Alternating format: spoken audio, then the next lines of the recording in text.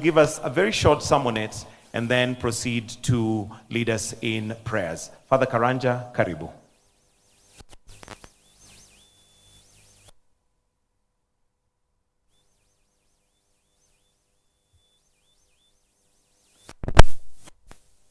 Your Excellency, sir, distinguished guests, ladies and gentlemen.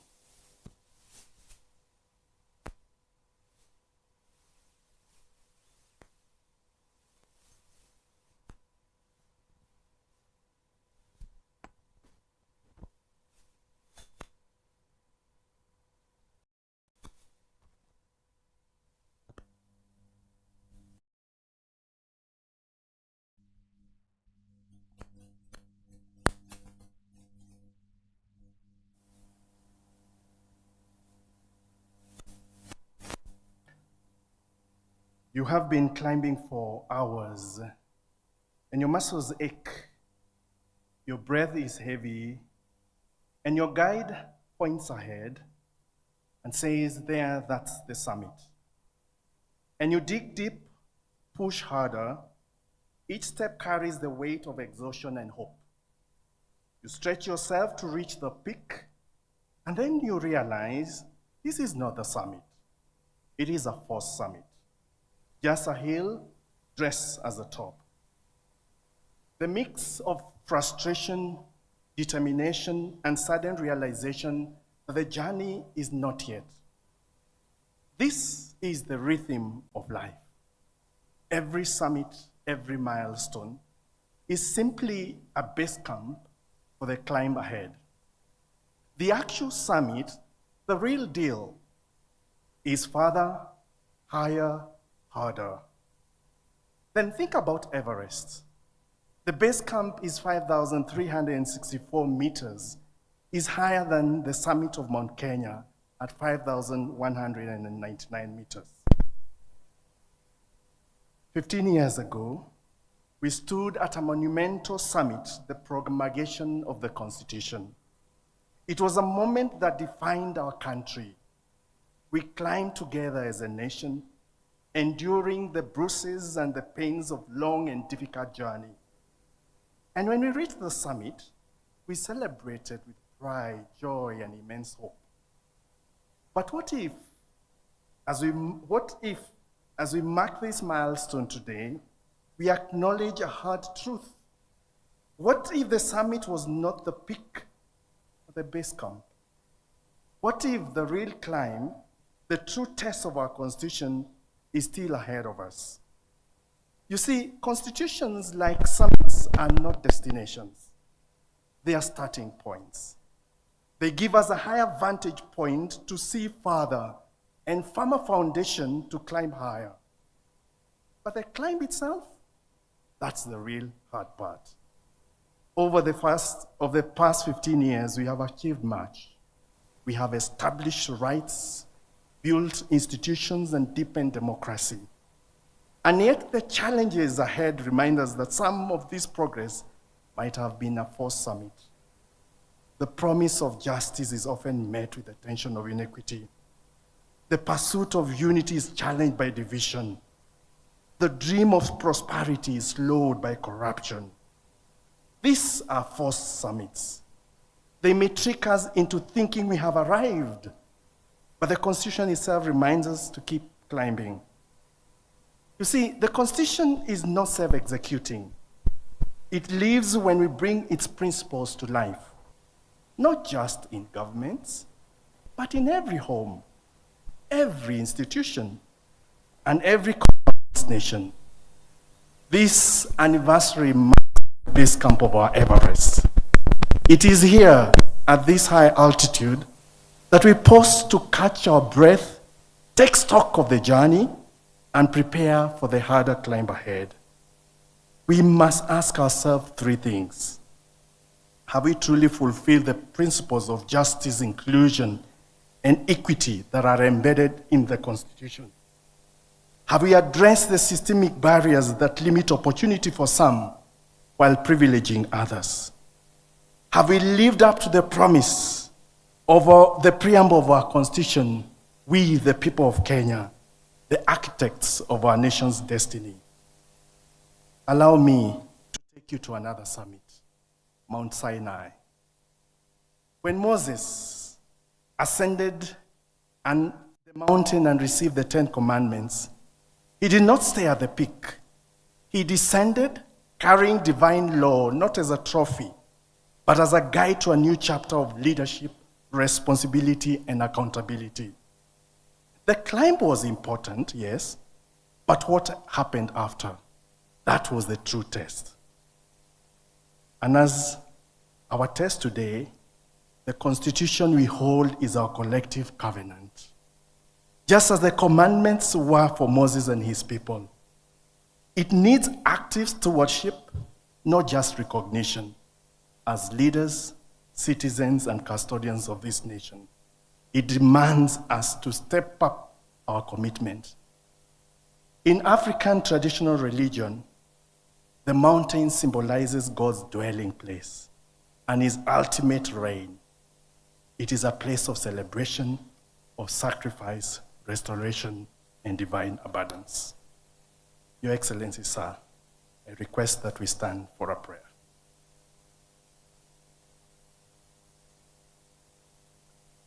God our Father, we thank you for the vision that forged our Constitution, a covenant of hope, justice, and unity. Grant us, Lord, the courage to rise above complacency, to see afresh the climb before us. Where we have fallen short, forgive us. Where we have grown weary, renew our strength. For leaders, inspire integrity. For citizens, stir responsibility. For this nation, ignite passion to fulfill promise of prosperity. May we always climb higher together, bound by trust in each other and in you. We pray in your holy name. Amen. We continue praying. Bismillah, salatu wassalam ala rasulillah wa ala alihi. O Allah, all praise belongs to you, Lord of the worlds, most gracious, most merciful. O Allah, on this Katiba day, we thank you for blessing us with a nation, a people, and laws that bring us together in harmony and order. O Allah, just as you reveal divine laws to guide humanity through your prophets, we ask you to bless and guide our Constitution, that it may always serve justice, equity, and the welfare of all citizens. O Allah, we pray for our leaders, our President, the President of the Republic of Kenya, His Excellency Dr. William Samoei Ruto, together with his deputy and the entire leaders of this nation. Grant them honesty, wisdom, and compassion. O Allah, make us citizens who uphold justice, obey rightful authority, and contribute to the well-being of our beloved nation. Protect our land, our resources, and our generations to come. Bless our country with peace, stability, and prosperity. In the names of Allah and His beautiful attributes, we hope and pray. Amen. With your permission, Your Excellency, may we take our seats. Your Excellency, sir, at this point, allow me to now call on the Chief of Staff and Head of Public Service, Mr. Felix Koskei, who will now proceed with the program. Tumkaribishe kwa makofi tafadhali. Welcome, sir.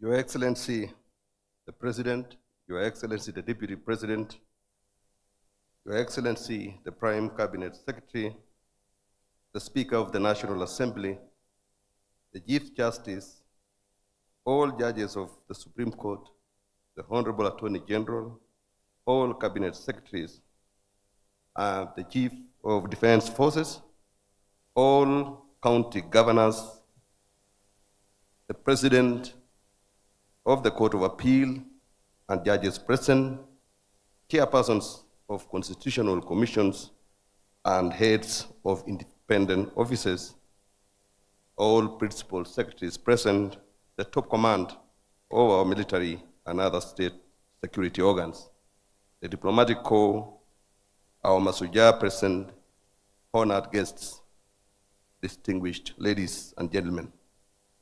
This commemoration ceremony is convened in accordance with the presidential proclamation issued on the 25th of August 2025, which formally designated the 27th of August 2025 and every 27th of August thereafter as Katiba Day. Although Katiba Day has been declared a working day, Your Excellency directed all government institutions across the three arms of government and the two levels of governance, including schools and other learning institutions, to organize, participate in, and promote civic duties or activities that are geared towards enhancing constitutional awareness and civic responsibility across the nation. In honor of this proclamation, we are gathered here today for the inaugural Katiba Day Summit. This summit brings together distinguished participants, including the Masuja wa Katiba, the heroes of our constitutional journey, members of the National Executive, leaders of Parliament and the judiciary, county governors, holders of independent offices, chairpersons and commissioners of constitutional commissions, members of the diplomatic corps, chairpersons and chief executive officers of state corporations, representatives of the business community, the Interfaith Council, civil society organizations, and representatives from professional bodies across the country. I confirm that indeed we have the representation of all these stakeholders present, and therefore we are duly constituted to progress this commemoration. Accordingly, it is now my distinct honor and high privilege to officially call this national ceremony to order as we mark the first Katiba Day. On this very date, in the year 2010, the people of Kenya turned a defining chapter in the history of our nation. We gather here not only to commemorate the moment, but to reflect upon it and to rededicate ourselves to the covenant that redefined our collective destiny as a nation, a covenant that binds past, present, and future generations in pursuit of inclusive development, justice, equity, and shared prosperity for all. Your Excellency, ladies and gentlemen, the golden thread that binds these generations together is the enduring state and the indomitable spirit of our people, as well as in our national symbols. Article 9 of our Constitution defines the national symbols of the Republic of Kenya as the national flag, the national anthem, the coat of arms, and the public seal. These symbols are not just images, sounds, or instruments. They are sacred emblems of our unity, our independence, and our sovereignty. They represent the authority of the state and the shared identity of the Kenyan people, both within our borders and around the world.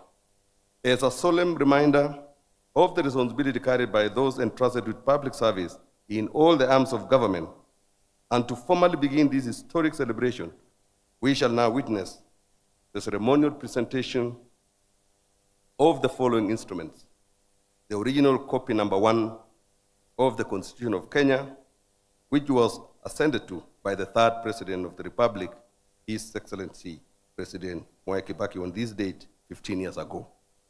The national flag first hoisted at independence in the year 1963.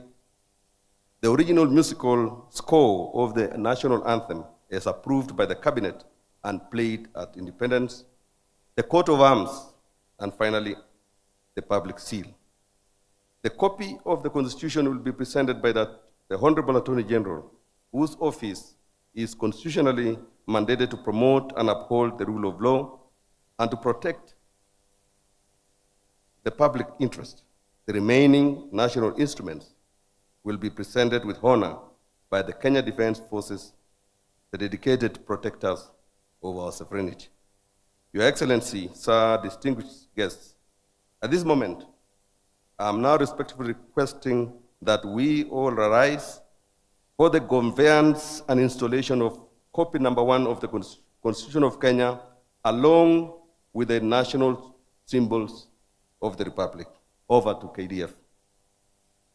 Basi Mheshimiwa Rais, hivi sasa tutaweza kupokea nakala rasmi ya katiba yetu ya Kenya, ikiweza kuletwa na mwanasheria mkuu Mheshimiwa Dorcas Oduor. Katiba, Mheshimiwa Rais, ni sheria kuu ya nchi ambayo sheria zote hutoka ndani ya katiba hii. Tarehe kama ya leo Agosti mwaka wa 2010 tuliweza kuasisi katiba hii. Tumshangilie kwa makofi mazuri mwanasheria mkuu anapoweza kuweka katiba hii mahali ambapo wageni walioko ndani ya ukumbi huu na hali kadhalika wananchi wanaofuatilia mbashara kuweza kutazama nakala ya kwanza kabisa ya katiba ya Kenya. Mheshimiwa Rais, katiba hii huzungumzia usawa, amani pamoja na utawala bora. Jinsi tulivyosikia watoto wetu wakiweza kuzungumzia kwa mara ya kwanza kwa utangulizi. Mheshimiwa Rais, itakayofuata ni bendera rasmi ya taifa la Kenya. Bendera hii kwa umaridadi, Mheshimiwa Rais, ikiwa imebebwa na wanajeshi wetu, jeshi la nchi kavu, jeshi la wanaanga na jeshi la wanamaji, kwa sababu Mheshimiwa Rais, katiba imetwika jukumu la ulinzi wa taifa katika majeshi ya ulinzi ya Kenya, wakija kwa mwendo wa kinyonga.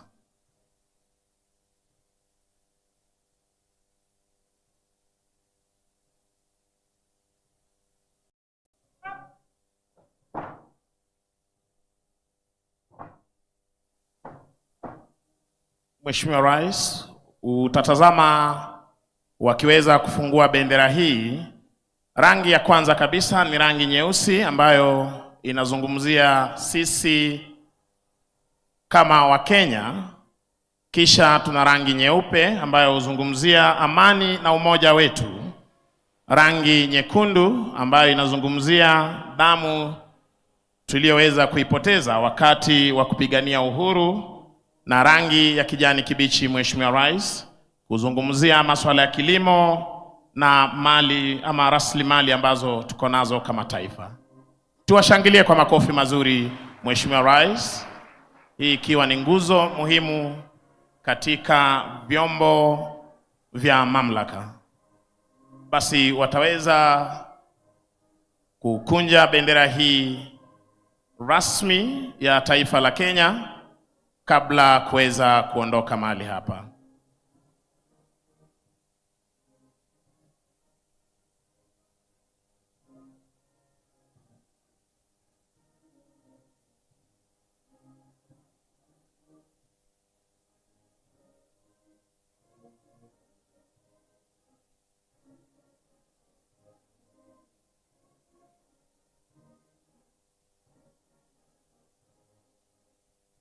Kila kitu, Mheshimiwa Rais, katika majeshi ya ulinzi hufanywa kwa mpango na kwa muda mfupi.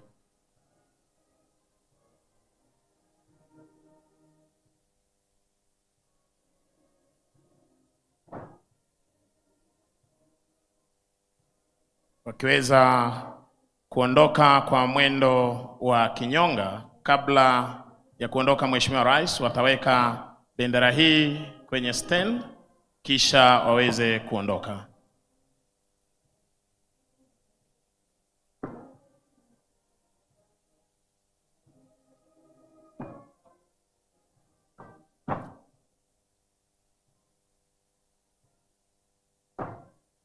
Wakiondoka kwa mwendo wa kinyonga, Mheshimiwa Rais, kando na katiba, Mheshimiwa Rais, vyombo vilivyosailia vya mamlaka vitaweza kuletwa mahali hapa na majeshi ya ulinzi kuashiria kwamba Kenya inaongozwa na katiba.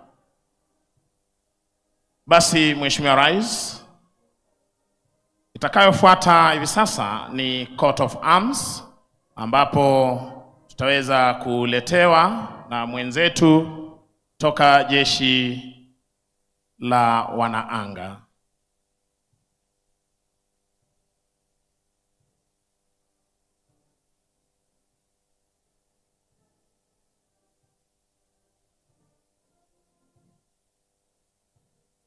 Mheshimiwa Rais, samahani, ni lyrics za wimbo wa taifa, maneno ya wimbo wa taifa, ambapo Mheshimiwa Rais, tulivyoweza kukariri muda wa mfupi ulioweza kukamilika wimbo wetu wa taifa, tunaanza na kumwomba Mwenyezi Mungu aweze kuilinda nchi yetu, undugu na ushirikiano, uzalendo na hali kadhalika Mheshimiwa Rais kuzidi kulinda taifa letu.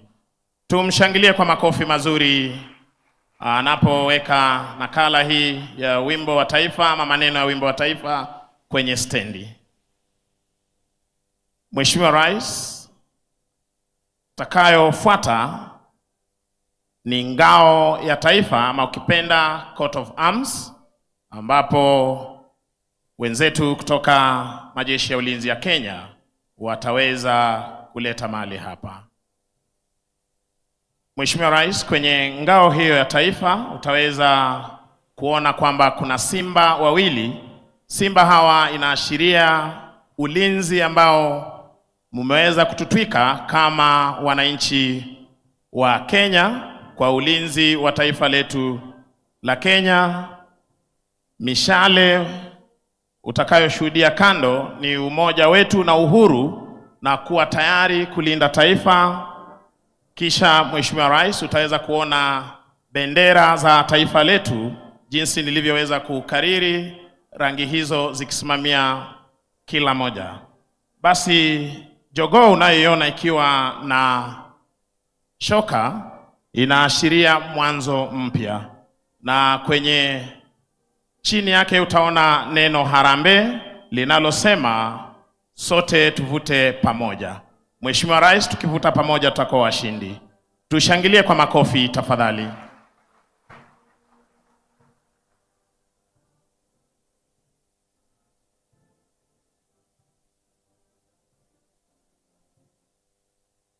Mheshimiwa Rais, kutufungia wanapoondoka wenzetu wataweza kutuletea na kuweza kuzindua rasmi muhuri wa taifa la Kenya. Muhuri huu Mheshimiwa Rais, ambao huwapa walio uongozini mamlaka ya kuweza kutekeleza wajibu wao kwa niaba ya Wakenya. Unavyotazama Mheshimiwa Rais, wakiweza kuja kwa umaridadi kabisa kuweza kuzindua muhuri huu rasmi wa taifa la Kenya. Na hii leo Mheshimiwa Rais, wananchi pia watapata fursa ya kuweza kushuhudia muhuri huu kwa umaridadi, wakiweza kuletwa na Regimental Sergeant Major ili wakaweze kutekeleza wajibu huu.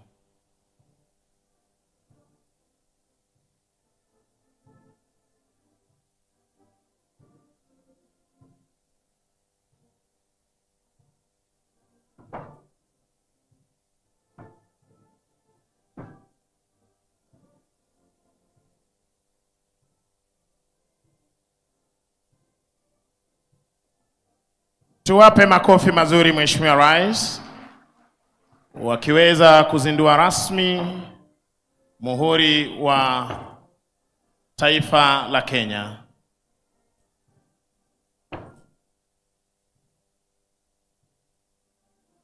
Wanaondoka kwa umaridadi, na Mheshimiwa Rais wanapoondoka, ningeomba kwa heshima tuweze kuketi ili niweze kumwalika Bwana Mike Gitonga pamoja na ndugu Boni Msambi waweze kuendelea na ratiba itakayofuata. Thank you, Your Excellency, Ladies and gentlemen, with the instruments of state now duly installed, we can now proceed formally.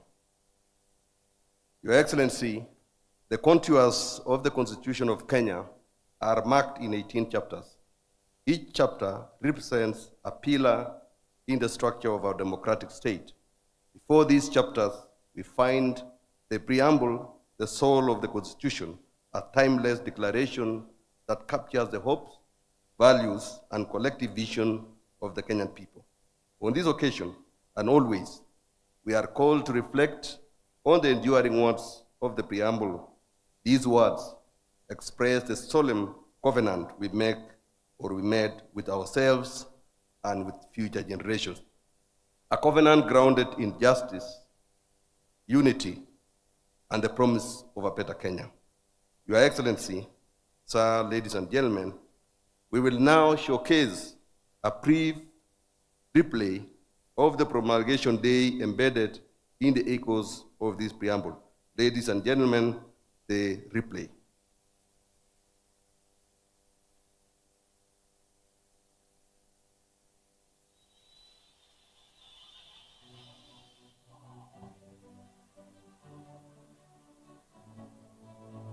We, the people of Kenya, acknowledging the supremacy of the Almighty God of all creation, honoring those who heroically struggled to bring freedom and justice to our land, proud of our ethnic, cultural, and religious diversity, and determined to live in peace and unity as one indivisible sovereign nation, respectful of the environment, which is our heritage, and determined to sustain it for the benefit of future generations, committed to nurturing and protecting the well-being of the individual, the family, communities, and the nation, recognizing the aspirations of all Kenyans for a government based on the essential values of human rights, equality, freedom, democracy, social justice, and the rule of law, exercising our sovereign and inalienable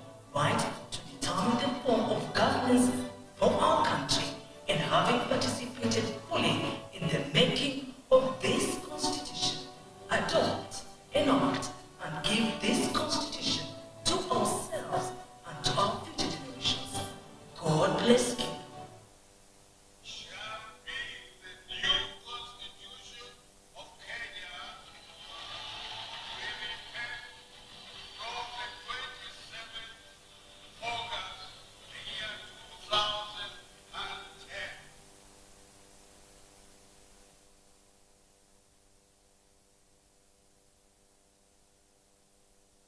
Your Excellency, ladies and gentlemen, among the most transformative features introduced by the Constitution of Kenya are two foundational pillars: the establishment of a devolved system of governance and the creation of constitutional commissions and independent offices as provided for under Chapter 15. As part of the framework of the organization of government, the mandate to coordinate the implementation of the recommendation of these commissions and independent offices, as well as to oversee the working relationship between the two levels of government, is vested in the office of the Deputy President. It is in the recognition of this constitutional mandate that today's summit is jointly convened by His Excellency the Deputy President and the Honorable Attorney General. It is now my distinct honor and high privilege to invite His Excellency the Deputy President of the Republic of Kenya to deliver his introductory remarks and formally set in motion the program of this historic first Katiba Day. Welcome, Your Excellency.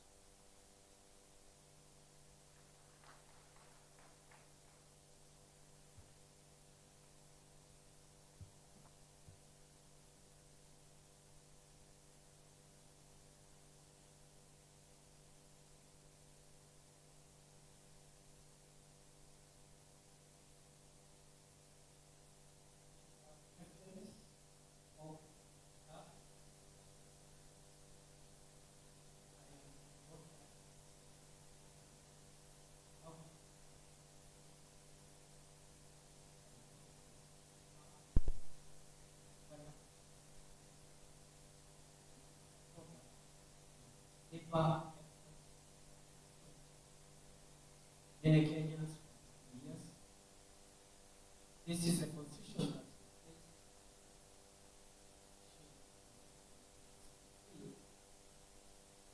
many different two being membership doctrines. We have by leaders of the dominant parties that time. Dominant parties are dominant political parties that time. For the 2010 constitution, first process is longer. More importantly, it involved a lot of participation of the people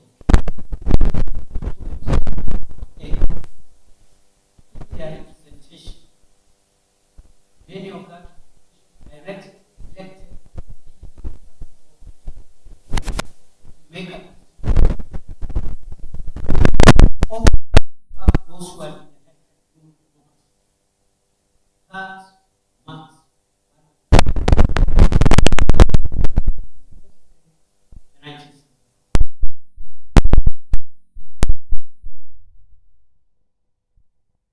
Voices of the 2010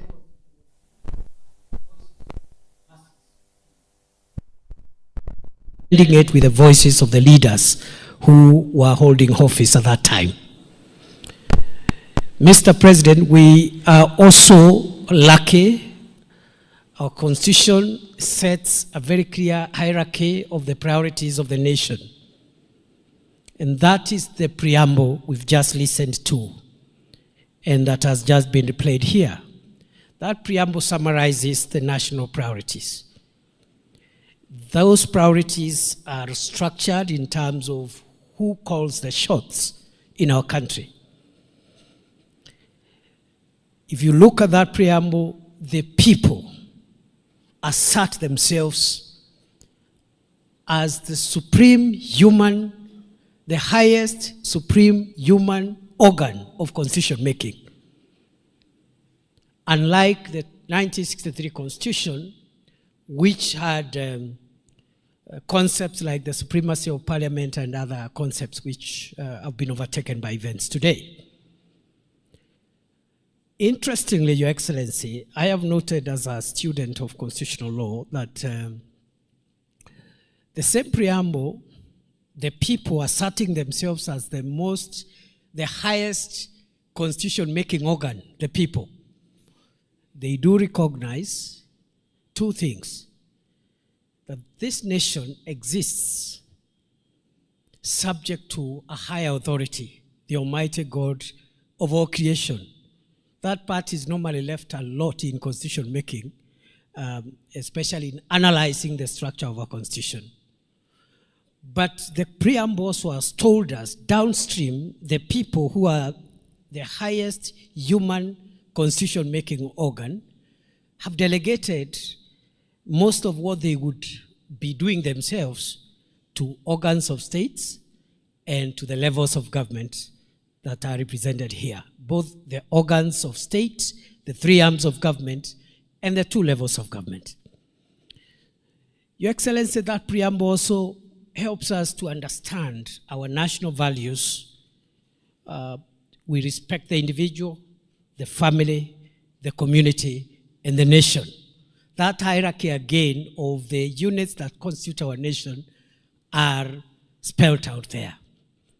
The other feature, Your Excellency, again summarized in the preamble and elaborated in the many chapters, the 18 chapters that follow, is the feature that talks about intergenerational responsibilities and equity between generations. And the Constitution asserts that no generation is superior than the other. There are obligations of the present generation to future generations in perpetuity. Another distinguishing factor or ingredient of that Constitution is the national values, the rule of law, democracy, social justice. and even environmental justice. Again, it is spelled out in the preamble. The other feature is the checks and balances system. If you look at the chapters on the three arms of government, the legislature, the executive, and the judiciary, and how they relate with each other, the national government and the county governments, the independent commissions and offices, again, that relationship has been defined there. Two other distinguishing characteristics before I end my remarks, Your Excellency. And the one is that the Constitution creates a very, very paradigmatic shift on the rights and freedoms of the individual in a very dramatic way. And even as we pause to look at the challenges we are facing as a country today to implement this wonderful constitution, one of the areas that has brought a lot of heavy lifting as a nation is that issue around the freedoms of the individual and how individual citizens relate with one another. Finally, Your Excellency, this constitution, again in the preamble, summarizes our sovereignty as a nation in two aspects. One is it has said that we must protect the nation and its people so that we can be free from fear and free from want. Those are two important aspects of this constitution. The freedom from fear is what protects individuals and citizens so that they are not harmed by one another, they are not harmed by organs of state, they don't harm each other. And then you have the military for the defense and also the institutions of internal security for the internal moderation of law and order to prevent us from hurting each other so that we can be free from fear. But finally, this constitution is also about our sovereignty so that we can be a country free from want. Again, this is a very, very drastic introduction, not only for Kenya's constitutional framework, but for constitutional theory and practice around the world. Many countries have avoided, and they speak about democracy and the rule of law and civil liberties without saying, as much as these are important, there are other freedoms that a human being must be free from to actualize their full potential on earth. They must be free from hunger. They must be free from sickness. They must live in dignity. And that is the chapter on the Bill of Rights, on the socio-economic rights, which your administration, Your Excellency, has taken head on to deal with the difficult issues of public health and ensuring every citizen has the highest standard of health, making sure that we, as many Kenyans as possible, live in dignified dwellings which have sanitation, which can pass for dwellings that are of dignity, and so on and so on. The food security programs, the agriculture programs are speaking to our socio-economic rights enshrined in Article 43 that calls on the state to make sure you create access to the services that lead to asserting the sovereignty of the people of Kenya so that they can be free, not only from fear, but they can be free from want. Your Excellency, as I call the panelists who are much more qualified than I am on this subject, I want to say many of the people who fought, labored and sweated so that we can have this beautiful Grunum law, this Grunum, this constitution, are not with us today. They have rested from the sweat and the labors of this world, and they are no longer with us. But their spirit walks with us. A few are still with us. And looking around at this hall, I see many, many of those who are part of this very difficult but important project for recreating a new Kenya. I have seen former Prime Minister Raila Odinga and many others. And I think I am in good space, and I look forward this afternoon to refreshing my memory, my mind, and my value system as a Kenyan on what I need to do to make sure that I live to the spirit, and I live up to the spirit and expectations of the Constitution in the office that I occupy.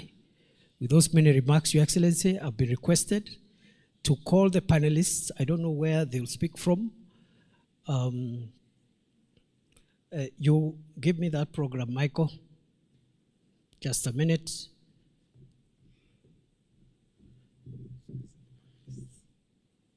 Where will they sit? They'll come here. So, Your Excellency, sorry if I've spoken for long. You know, in your presence, my speech should be short. But I speak for long when I'm doing my own event. I'm sorry about that. I will call the following panelists who represent various shades of representation.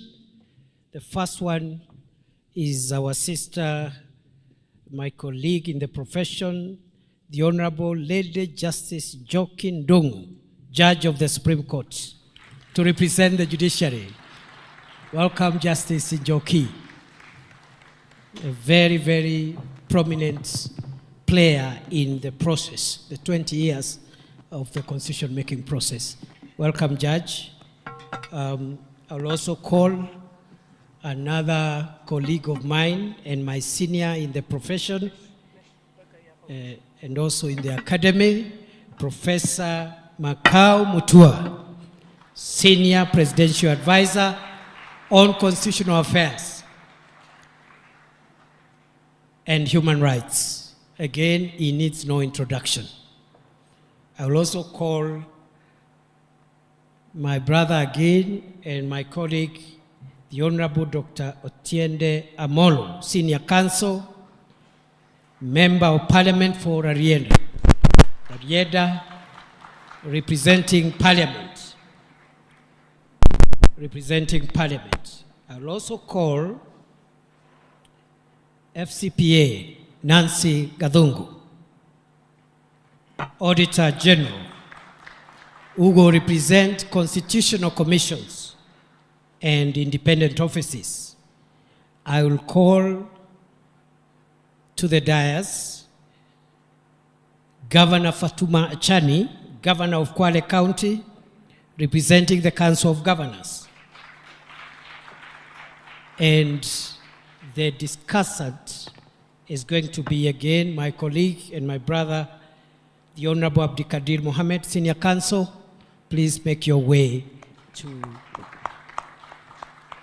the stage. Asanteni sana.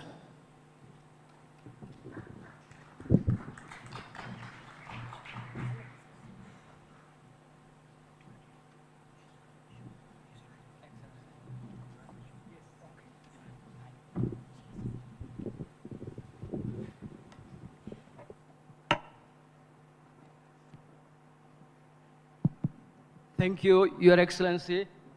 I think we'll go straight into it. Your Excellency, the President, distinguished ladies and gentlemen, our hope is that we're going to have a fairly open, transparent discussion on the achievements and the challenges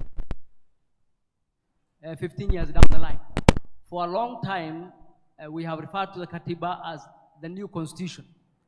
I think the population mean in the country is about 19 years. The Katiba is 15 years old. I think it's fair to say that a majority of Kenyans have lived with this constitution. So they are born after the promulgation of the Katiba. And the Katiba over the last few days has had quite a bit of discussion, Your Excellency, because of your gesture to honor this day going forward. And I wish to thank you sincerely, Your Excellency, for that gesture, because constitutions are ideas, and ideas require ceremony, ideas require norms to take hold. And for our constitutionalism to take hold, we need this celebration. So I want to thank you most sincerely. You get criticized a lot for a lot of things. We must celebrate when you do great things, and this is indeed a great and wonderful thing. The gentlemen and ladies up here are experts, as His Excellency the Deputy President said, on the matters they're going to talk about. They represent the organizations we have talked about. As we discuss, I'm going to be throwing 1 or 2 questions at them. If you have seen the discussion over the last 1 week, many Kenyans have strong views about our Katiba. Quite a number of them will tell you what they think are the hits as far as the Constitution is concerned, and what they think are the challenges, including on the organizations and institutions. If you ask the average Kenyan, they will have a positive view about devolution, for example. And devolution is represented by High Excellency, the governor here. And they'll have a positive view, generally speaking, about the judiciary. They might not have a similar view about our parliament. And we said we're going to be transparent, so we're going to be asking the Honorable Senior Counsel about the challenges that Parliament might have faced in implementing the Constitution. So I'm going to start at the very fine. The Supreme Court judge was a member of the Committee of Experts, Your Excellency, and the Deputy President said there were many who took part in the process of constitution making. I'm happy to note that you, Your Excellency, you are a member of the Parliamentary Select Committee, and so was your Prime Cabinet Secretary. And of course, our former Prime Minister was a key player in the process. But on this side, we have the Senior Counsel on that end, who was a member of the Committee of Experts, and Her Ladyship, the Supreme Court Judge, who was also a member of the Committee of Experts. Those are the 2 organs that really process the Katiba in terms of the review process. So I'm going to ask Justice Njoki, who was a former parliamentarian, who is a lawyer of much repute, and who, during her time, championed quite a bit of the Bill of Rights. What she thinks really the Constitution has delivered for the judiciary, to the point where Kenyans think the judiciary ought to be celebrated. Justice Njoki.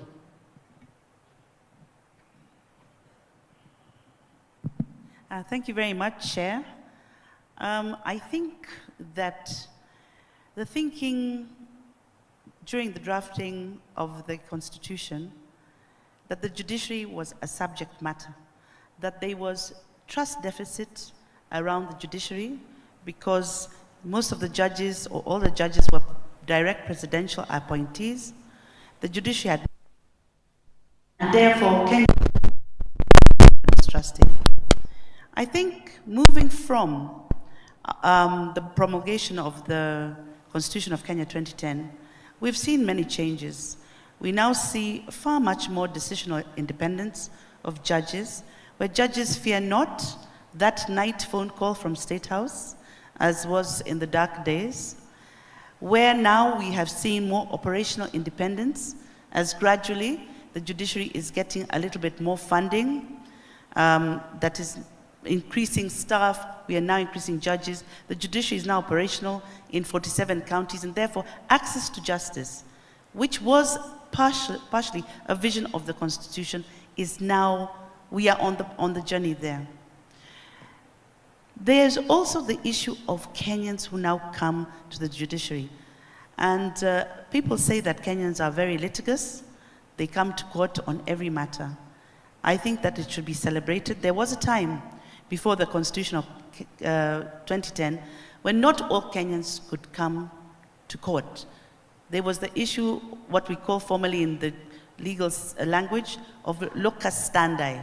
But now, any Kenyan can come on any issue, and they are doing so.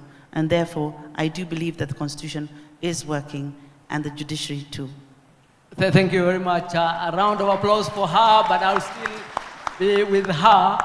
And we said we're going to be transparent. So indeed, there are also those who see some challenges when it comes to the judiciary in terms of overreach of the judiciary. For example, the gentleman next to me, representing the executive, probably will say they are having it difficult to run the executive because of overreach by the judiciary. There are those who would say that the judiciary has independence, it cannot be touched by any outside party, yet the judiciary shields its officers from accountability. What would be the remarks from the Lady Justice? And I understand you are a sitting judge and your remarks will be circumscribed. I think that the Constitution is very clear in Article 10, where all the national values bind all state officers, those who work in the executive, those who are in parliament and in the judiciary, that we must follow the rule of law, that there must be transparency, accountability, we must allow participation of the people. Therefore, it is the duty of the judiciary to be the guardian of the Constitution and to defend where any arm of government does not follow the Constitution. That cannot be judicial overreach. That can only be fidelity to the Constitution. There are many challenges, of course. We've seen that as we listen to some of the cases. There are a number of turf wars. You know, some of the cases that come before us, some are between Senate and National Assembly, others are between the national government and the county government. But those are disputes that we do resolve. However, there is a concern that sometimes political questions are brought to the courts, and courts cannot answer political questions. Courts may only answer judicial questions and points of law, and perhaps therefore the political class ought to be encouraged to resolve political disputes outside of the corridors of the courts. Thank you very much. Let me go on the other side. Senior Counsel, Parliament is the first institution of the Constitution. Much is given by the Constitution to Parliament. It has the power of the purse, it has the power to vet the President's senior appointments, it has the power to make laws, it has the power to summon any and all government organs. Yet, I think I speak for many if I say many Kenyans are not happy with our National Assembly and our Senate, starting from the President and the former Prime Minister all the way to the villages. What is it about Parliament that has not endeared itself to the people as far as the powers given to Parliament by the new Constitution and the powers given by the people to Parliament? Thank you, Session Chair. First, allow me to thank the President for the proclamation. Your Excellency, you'll be surprised when you are watching the ceremony for promulgation. I'm sure you did not see the committee of experts anywhere. We were 9 of us, 3 international experts, 6 local experts. Our chair has since passed on, the Honorable Nzamba Kitonga AC, and I'm praying that he might be recognized posthumously. But as soon as we released the final text of the Constitution to the government printer, nobody remembered us. We didn't even have a seat. So it is today that now I have a seat. So I thank you 15 years later. Njokindungu will tell you, Professor Sempebwa brought his wife all the way from Uganda and could not sit. Secondly, fortunately for us, both yourself and the Prime Minister were in Parliament, and you are there much longer than me. So if there are things to be known, I'm sure you know them. But more fortunately, I'm here with my Speaker, Session Chair. I hold no leadership position in Parliament. So if anybody is to be crucified, please look for the Honorable Wetangula. Me, I'll give my perspective. I will give my perspective from having participated in the Committee of Experts to my experience now in 8 years. First, I am the first to concede, and I've said this and I've conceded it in public, that I don't think we are doing well in Parliament, especially the 13th Parliament. I am not here to apologize. But just like all other branches, there are successes, but there's work to be done. At least in our favor, 15 years down the line, we still have a bicameral parliament. 15 years down the line, we've held elections regularly. We are still able to vet. We are even able to impeach, as we recently did. So at least it is there. But there are two problems that I see. One is historical, and one is institutional. The historical one, Chair, you will remember, is the problem between the National Assembly and the Senate. In the Committee of Experts, we had designated the Senate as the upper house. You who were in Parliament then decided that we did not need a Senate and removed it. When it came to us, given the historical experience that we had in this country, we decided we needed a Senate at least to protect devolution. So unfortunately, all the powers we had given to the Senate were removed, and we left the Senate with a threadbare role of protecting devolution and taking care of the interest of the devolved units. Very little. And ultimately, therefore, with the subsequent interpretation by the Supreme Court and all, there remains sibling rivalry between the Senate and the National Assembly, and sometimes it becomes a problem for Parliament as Parliament. That is historical. The institutional one is one of our creation, and it was created before I joined Parliament. We changed, the Committee of Experts had proposed a parliamentary system. Members of Parliament, in their wisdom in Naivasha, changed it to a presidential system. And so we had to make things to adopt to that presidential system. Whatever we made to adopt to the presidential system does not seem to have been reflected in the structure of politics.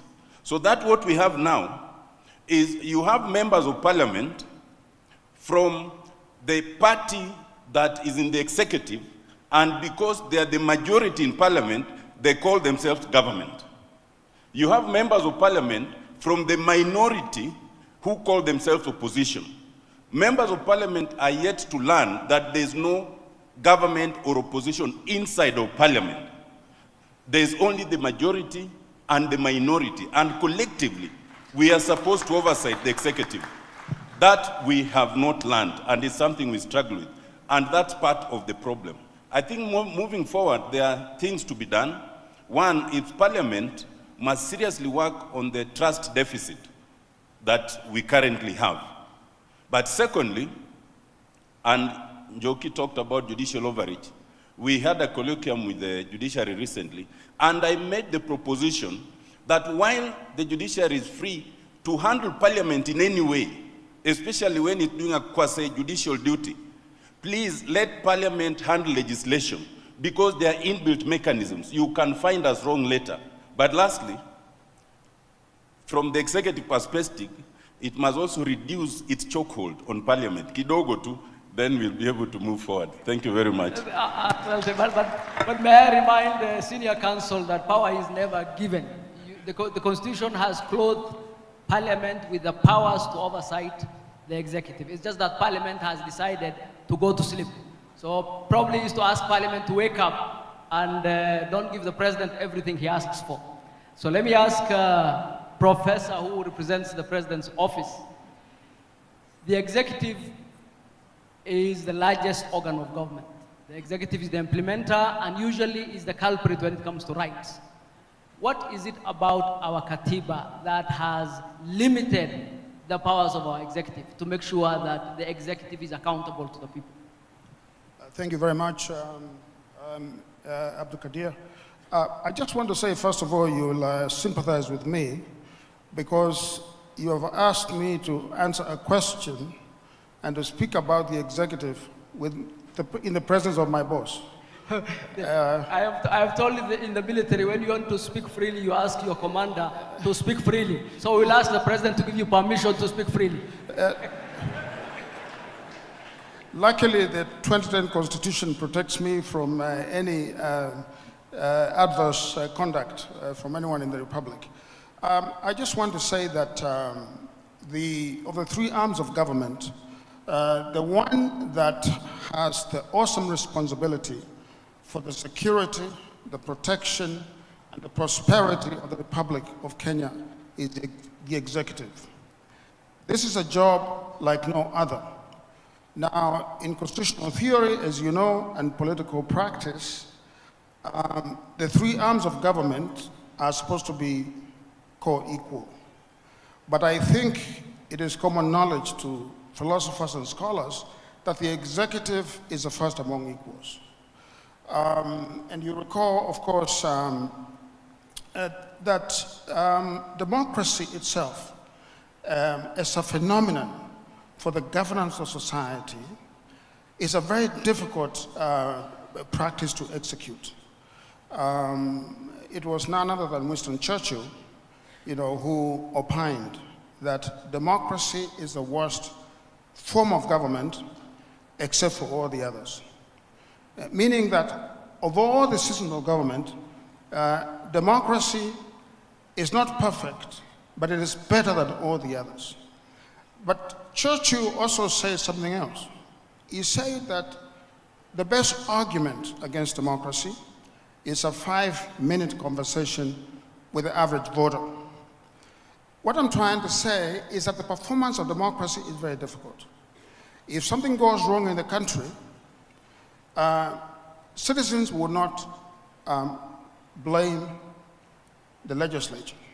They will not blame the judiciary. They will look to the president. The president and the executive have a thankless job. If there's a terror attack, he is blamed. If there's a flood, he is blamed.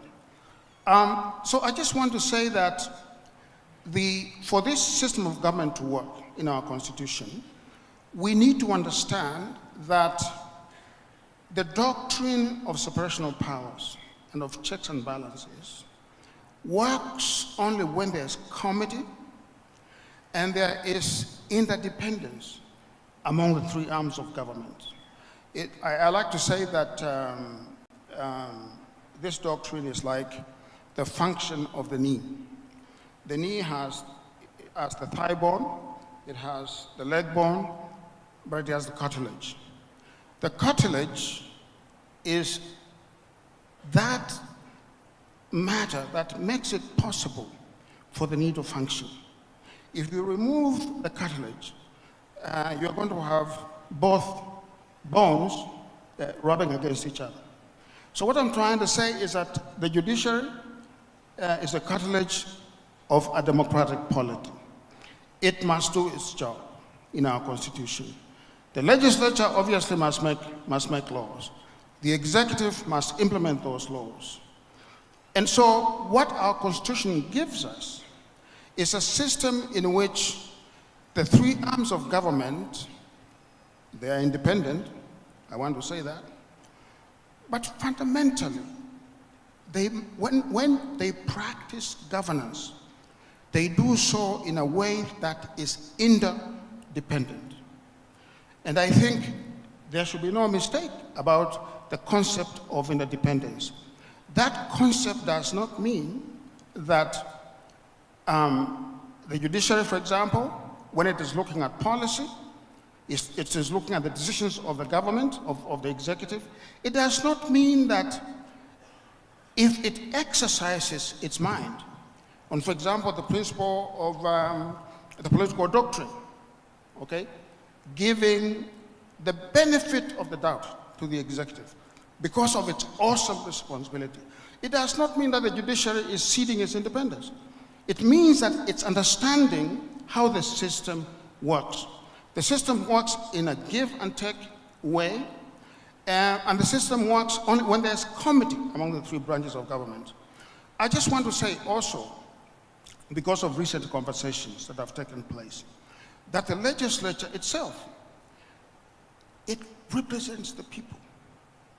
So in a sense, the legislature must be almost as clean as Caesar's wife, okay? And I have seen, and I want to say this in front of everyone here, I have seen a reaction by the legislature when it was called out on the question of corruption. I have to say that their reaction really could have been better. Instead of looking inward, which is what our Constitution demands, they became defensive and looked outward. The judiciary, similarly. obviously the executive as well. But I think fundamentally, there has to be this working committee between the three arms of government. Thank you very much. Thank you very much. A round of applause, please, for a good professor.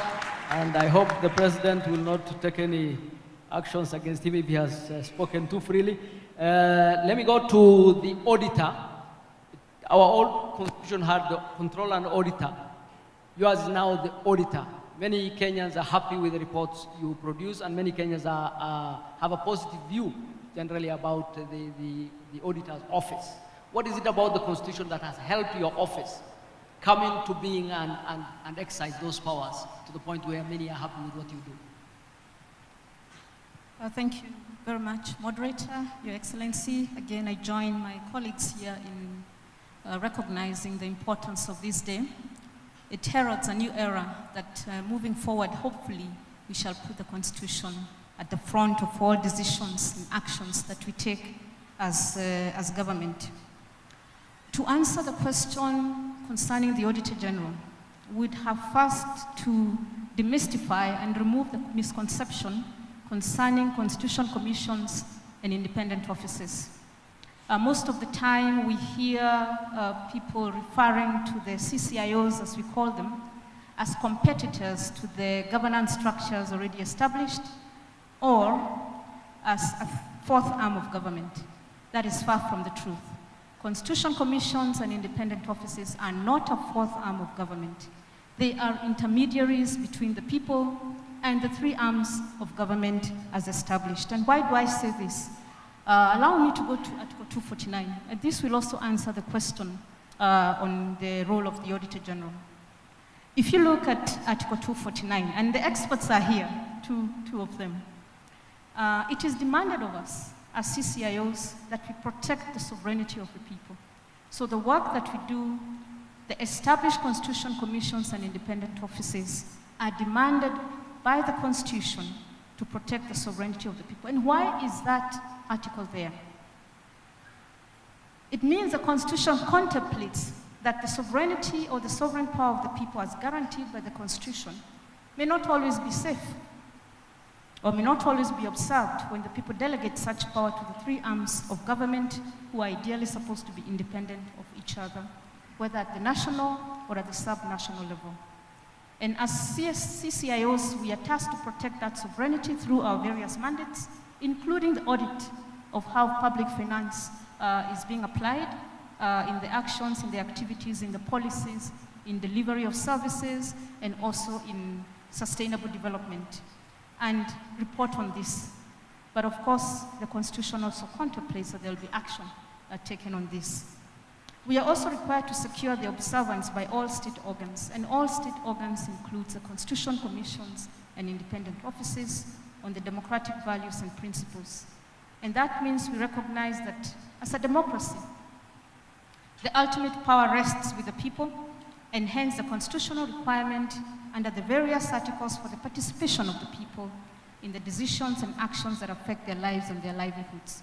And the decisions and actions that affect the people's lives and livelihoods utilize public resources, whether in form of funds or whether in form of our other wealth within the country. So the Constitution did not envisage the breach of this requirement or tokenism or superficial gestures or symbolic action on public participation. And the judiciary has pronounced itself on this.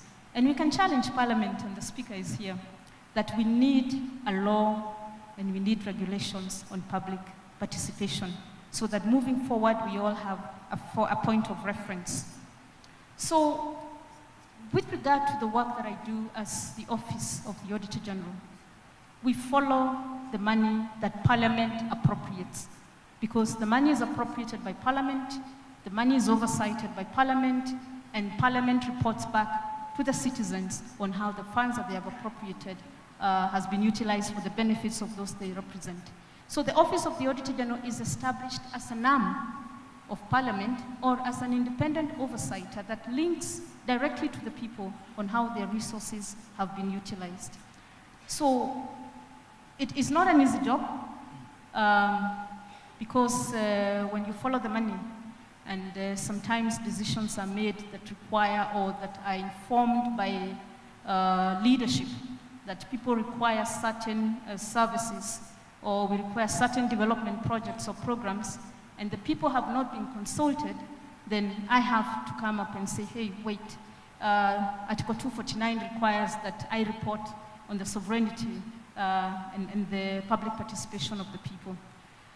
We have seen some improvements in terms of implementation of audit recommendations with the discussions with the head of public service on how issues should be addressed within the various state departments and within the various state-owned enterprises, and of course drill down to the sub-national level.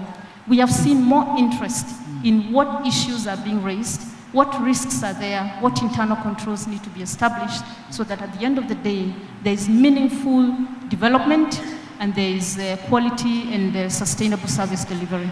Thank you. Thank you. Please give her. Unlike the auditor, many other commissions, and I'll not name any so that you have a freedom to speak, are not, don't have the same views as far as the Kenyans are concerned. There are many, each of those chapter 15 organizations was set up specifically because of a particular challenge that the Constitution realized needed addressed at the constitutional level. Quite a number of those challenges still exist up to this day. Any of the areas would you say then, and there was a lot of hope that the constitutional commissions would really be a major answer to our constitutional problems, to our governance problems. Would you say that many of these commissions, okay, probably you will not say, but let me say that many of those commissions probably have not met that threshold. What is the challenge that faces many of the commissions so that the executive feels they are stepping on the executive's toes, the people have not seen the benefits of those commissions? Are they too many? Did we not design them well? Why do you think the commissions have not performed as well as hoped? Thank you. We have to go back to what I said earlier, the perception that constitutional commissions and independent offices are competitors with established governance structures, especially within the executive. We have a lot of overlapping mandates where you find the executive state departments do not want to let go of functions that purely belong to a constitutional commission and independent office. And therein lies the problem, that the funding that should go to a constitutional commission to carry out its mandate continuously and effectively is first of all not there. And then there are perennial disagreements between particular state departments or other agencies on the role and mandate of constitutional commissions and independent offices. However, there have been a lot of successes. And we've seen, and unfortunately, sometimes other agencies take credit. If you look at some of the work that's done, for example, by the National Land Commission, you'll find that when it comes to discussions in public, it is the Ministry of Lands that will be at the forefront. My good friend Alice is looking at me. If you look at, for example, when we are dealing with the teachers in the country, you will not hear the Teacher Service Commission being mentioned. You'll hear the Ministry of Education. But the boardroom discussions and the decisions made to ensure we streamline education is under the Teacher Service Commission, including many other. You look at the Controller of Budget, and I think you asked why now Controller of Budget and Auditor General. It was part of ensuring there was independence.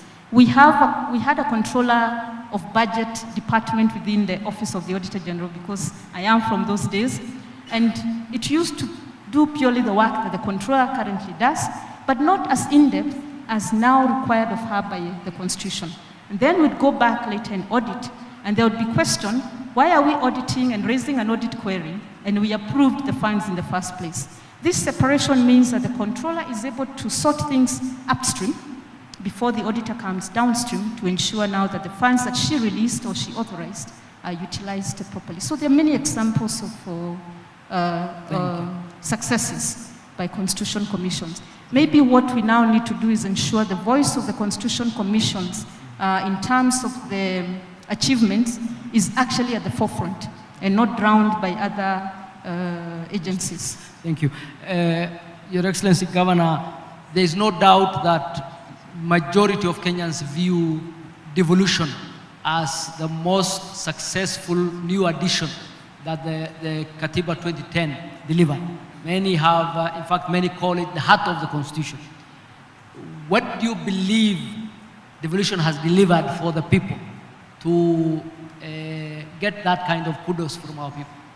Okay, thank you so much, Moderator. I must say I congratulate the drafters of this constitution, and that is why I'm sitting here. It's because of it's the fruits of the constitution. You can't imagine a girl from a marginalized community sitting as a governor and sitting before committee of experts. That's a milestone, and that's why I'm saying the Constitution has immense gains compared to the challenges. Devolution is one of the gains of the Constitution, and it has brought governance, and it has promoted equity, inclusion, and also local development. If you look at the county governments, you can see in some areas, after 50 years of independence, they are now taking tap water for the first time since independence. We can see in health, the first years in Mandera was done during devolution. That's progress. Looking at Coast Region, the whole of Coast Region, we only had one facility serving as an ICU center.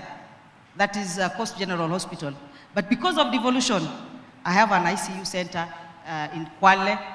We have renal unit. I have an oncology center. So devolution has brought a lot of change. It has given people opportunity to participate, to propose what they want. We've given our people the opportunity to decide on what they want the government to do. And that's why we've seen a lot of changes in counties in terms of health, ECDs, like in my county, from 0 ECD to 540 ECD centers, from 0 ECD teachers to around 900 ECD teachers on permanent and pension basis. And this is happening all over the country. In terms of economy, the local economy has grown. Looking at my county, we have over 200 women and youth group companies who are doing business with the county government. It never used to happen. It's happening now. So devolution is a real thing which the Constitution brought to the people of Kenya. Asante sana. Now, with good things comes challenges.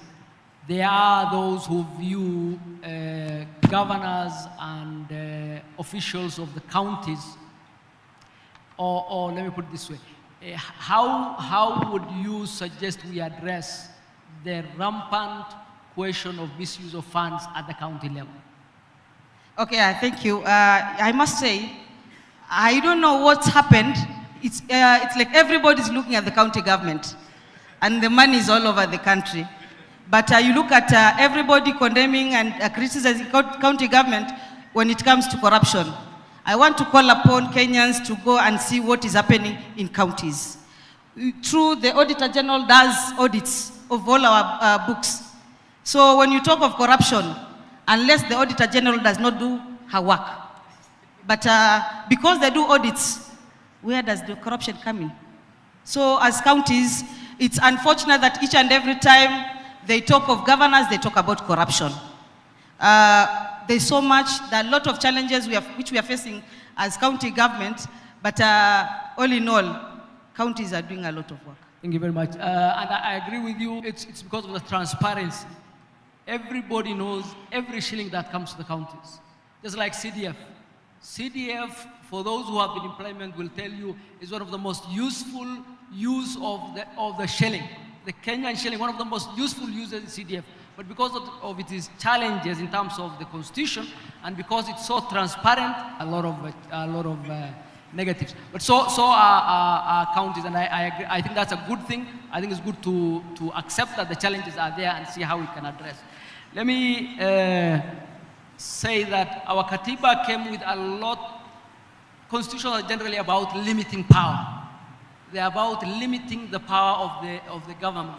And our Katiba really put our people at the center of our governance and came up with a number of devices to bring accountability. Quite a number of them have not met their hopes because of, the Honorable Speaker will forgive me, he was the Honorable Tangula, he was also a member of our committee, because of mostly the Parliament's, for example, vetting of senior government officers.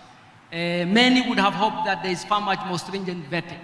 For example, the recall of MPs, essentially in my opinion, between the legislature and the judiciary, it's not possible right now easily to recall MPs. And quite a number of the devices the Constitution has proposed have not really seen the light of day as designed. And I think Parliament has those challenges. I believe the counties have the challenges we mentioned. I believe the judiciary has had a lot of criticism in terms of its overstep, in terms of overstepping in political questions like impeachment, in terms of hampering the executive's freedom to work, even when in the reasonable circumstances you could balance the right of one person versus the right of the majority of the people while still giving that party their rights. I think overall our Constitution has delivered beyond measure. Anybody who lives in this region knows the freedoms Kenyans enjoy are absolutely phenomenal. Let me ask you, Professor, as a final question. The largest chapter in our Constitution is the Bill of Rights. You have just been appointed to a new entity that will right many wrongs that have happened recently. Yes. How do you see the challenge that this day and age we have major human rights challenges as a country under our new Katiba? Yeah, thank you very much. First of all, I just want to say that, the performance of democracy and the project of the rule of law are experiments. It is not a destination that when you get there, you are going to say, voila, I've arrived. It's a journey. And if you look at the oldest democracies in the world, and I don't want to mention names, but maybe I can say this because I live there. If you look at the United States, for example, their democracy is several hundred years old.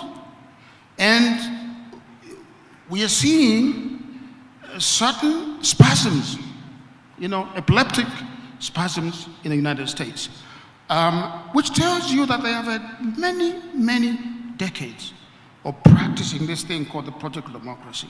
And yet, they are still yet to master the mores, the traditions, and the norms of democracy. This democracy here in Kenya is a very young democracy. And I would say that prior to the 2010 Constitution, we had an authoritarian state. Our democracy is only 15 years old. If you really look at the theory of democracy, the way it's a very, very short period. We've made many, many mistakes. I like to say that in writing the 2010 Constitution, we also overcorrected on some things. You asked a question about, for example, the constitutional commissions. There are too many, okay? But let me just say this. Human rights violations are an anathema to the Constitution. But we know that the performance of the rights of assembly, the rights of speech, and so on, it's a difficult journey. I was having a conversation with the Attorney General the other day, and we were talking about how in this country we need a protest law. A protest law that defines what happens when citizens rightfully exercise their right to assemble, so that some of the things that have happened do not happen. I want to say to the President that, Mr. President, you've been very bold. What you've done in appointing my panel of experts is unprecedented, it's historic, and it's really not happened on this continent. If you go back and you look at the South African Truth Commission, okay, with all due respect to my friend, the late Archbishop Desmond Tutu, not much happened there. People would go before the commission, they would tell their stories, there would be a few tears, and they would be given a Kleenex napkin to go and wipe their tears, and they'll be sent away. What we are doing here, with the action by the President, we are doing the first limb of giving justice to the victims. Thank you. Thank you very much. Could we clap for everybody? Let me just finish, because I think it's important for me to say this, because there have been some questions. That is the first limb of justice. Compensation is an aspect of justice. We are not saying that we will not go further and make recommendations. For example, how do you reform our security and police and law enforcement to make sure that they understand what their role is? We will get there as a country, but this is an important action. It answers the questions in the Bill of Rights, and it answers those questions in a very good way, and we look forward to a very fruitful process in this panel that the President has appointed. Thank you so much. Prof, we have a lot of hope in that process, and we have a lot of confidence in you and your team. I know you have gotten a bit of criticism on those issues, but hang in there, and we thank the President for setting up that team. In actual fact, it really will go, in my opinion, a long way in healing the country as we move forward. Many don't know that the President was and the Honorable Karua were the most active members of the Parliamentary Committee. If you look at the Hansard, the number of people who proposed or seconded, there is no doubt who will come top and second in that list. The President took a lot of energy when we were doing the Katiba, and we thank him for this function. Can I say something? I don't think that the President is getting enough credit for setting up this panel. And I want to hear a round of applause for the President.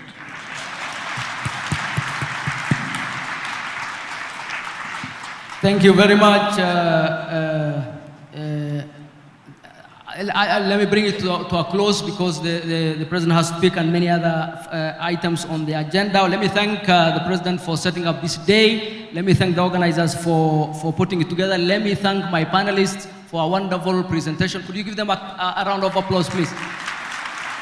Asanteni sana, thank you very much.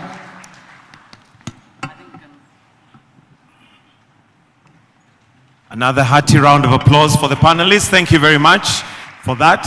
And we'll just have a slight transition, Your Excellency, as I will now invite, after the song that we're going to sing, Honorable Dorcas Odor, who's going to facilitate the next session. But for now, I'd like us to maybe even just stand up and stretch a little bit as we sing a song that is going to be led by the State House Choir. It's a song that is familiar to many of us and will bring nostalgia in terms of remembering where Kenya has come from. The name of the song is Heko Jamhuri.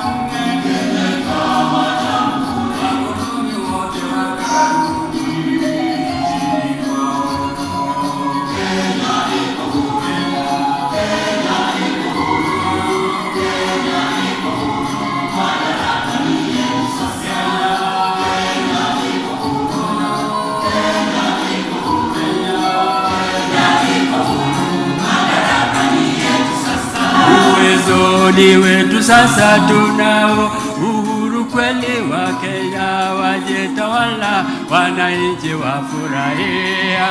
Kenya iko huru, Kenya iko huru, Kenya iko huru, madaraka ni yetu sasa. Kenya iko huru.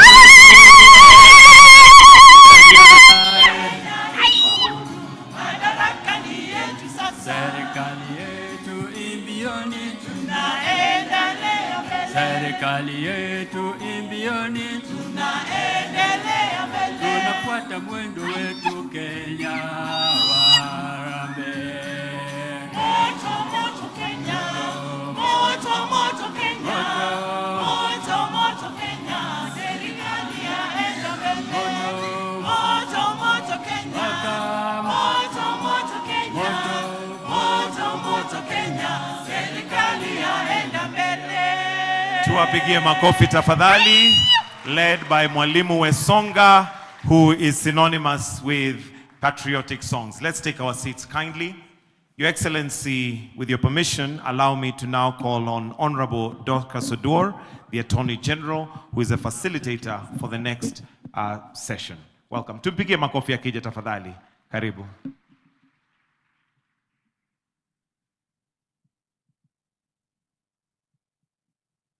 Your Excellency, Dr. William Ruto, CGH, President of the Republic of Kenya. Your Excellency, Professor Kithure Kindiki, EGH, Deputy President of the Republic of Kenya. The Honorable Musalia Mudavadi, EGH, Prime Cabinet Secretary. The Right Honorable Raila Odinga, former Prime Minister. Honorable Lady Justice Martha Koome, EGH, Chief Justice and the President of the Supreme Court of Kenya. The Right Honorable Dr. Moses Wetangula, Speaker of the National Assembly.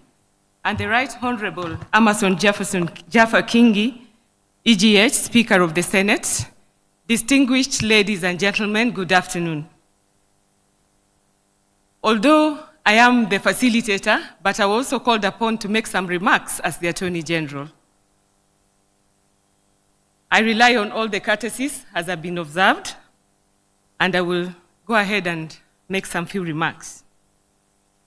The Constitution of Kenya puts Kenya on a firm path of constitutionalism and the establishment of a constitutional democracy. To realize this new imperative requires a fundamental mind shift, both in the operations of the state institutions as well as in our social interactions as citizens. The full promise of the Constitution will only be realized if each of the three organs of state, as well as all the independent commissions and offices, embrace the constitutional spirit of public service, public accountability, respect for human rights, and independence. They must remain robustly independent, but constructively interdependent. It is essential that they execute their mandates effectively, but at the same time, eschew tendencies of isolationism. The Constitution rests and is supported by four broad pillars: robust framework for a people-centric public engagement, as has been articulated by the panel before, independent and functional judiciary, executive and legislature, political goodwill. The Constitution presupposes that its transformative superstructure will be implemented in the context of a marching culture of compliance. So when we speak about political goodwill, it is the will of everybody who is holding leadership position. Every time we speak about political goodwill, we look at the president at the top. But all of us who are leaders are called upon to support the implementation of the Constitution. The fourth one is public vigilance. When people go to court and fault the government, it raises eyebrows. However, we think that is a very good thing because that is the only time that the Attorney General and the petitioner are together. The principles are the same. Then why do we sometimes object to those applications or petitions? It is because we believe in the same principle, but the facts that support the principle could be different. So all of us support independence and accountability. The institutions represented that will speak this afternoon must carry the burden of delivering services to the people of this great republic, even as they bathe in the high-minded ideas of independence, separation of powers, checks and balances that are so well elucidated in our progressive constitution. These are not concepts introduced to invite division or supremacy battles between manning organs and institutions of the state. Rather, they are grand ideas necessary for the proper functioning of a modern democratic state such as ours. The success of Kenya will ultimately be measured by the success and health of our constitution and our demonstrable respect for the totality of what it stands for, what it promises, and what it delivers.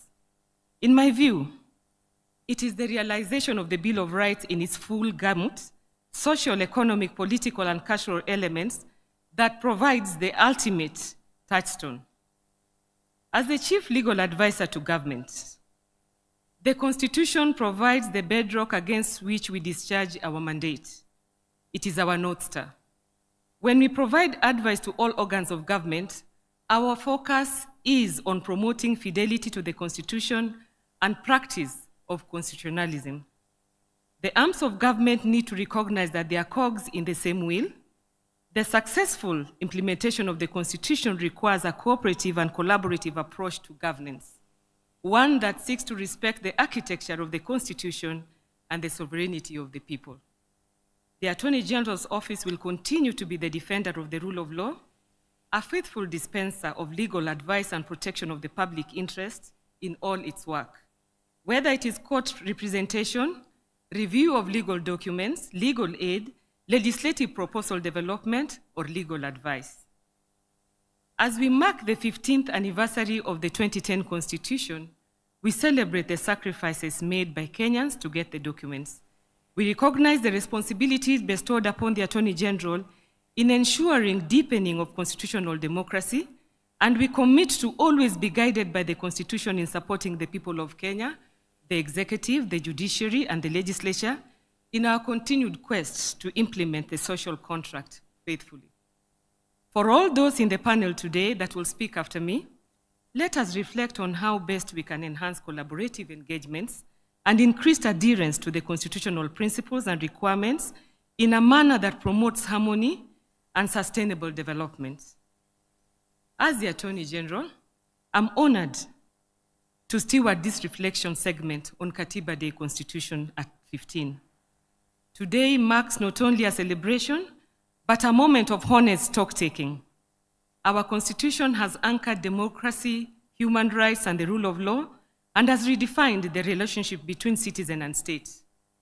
It calls us to integrity in governance, inclusion of all voices, fidelity to public service, and accountability in the exercise of power. At 15, the Constitution challenges us to deepen its promise, to guard against complacency, and to remember that each institution is only as strong as the trust it inspires. This is why we pause today to hear directly from the custodians of our constitutional order how far we have come, what lessons we must heed, and where we must go.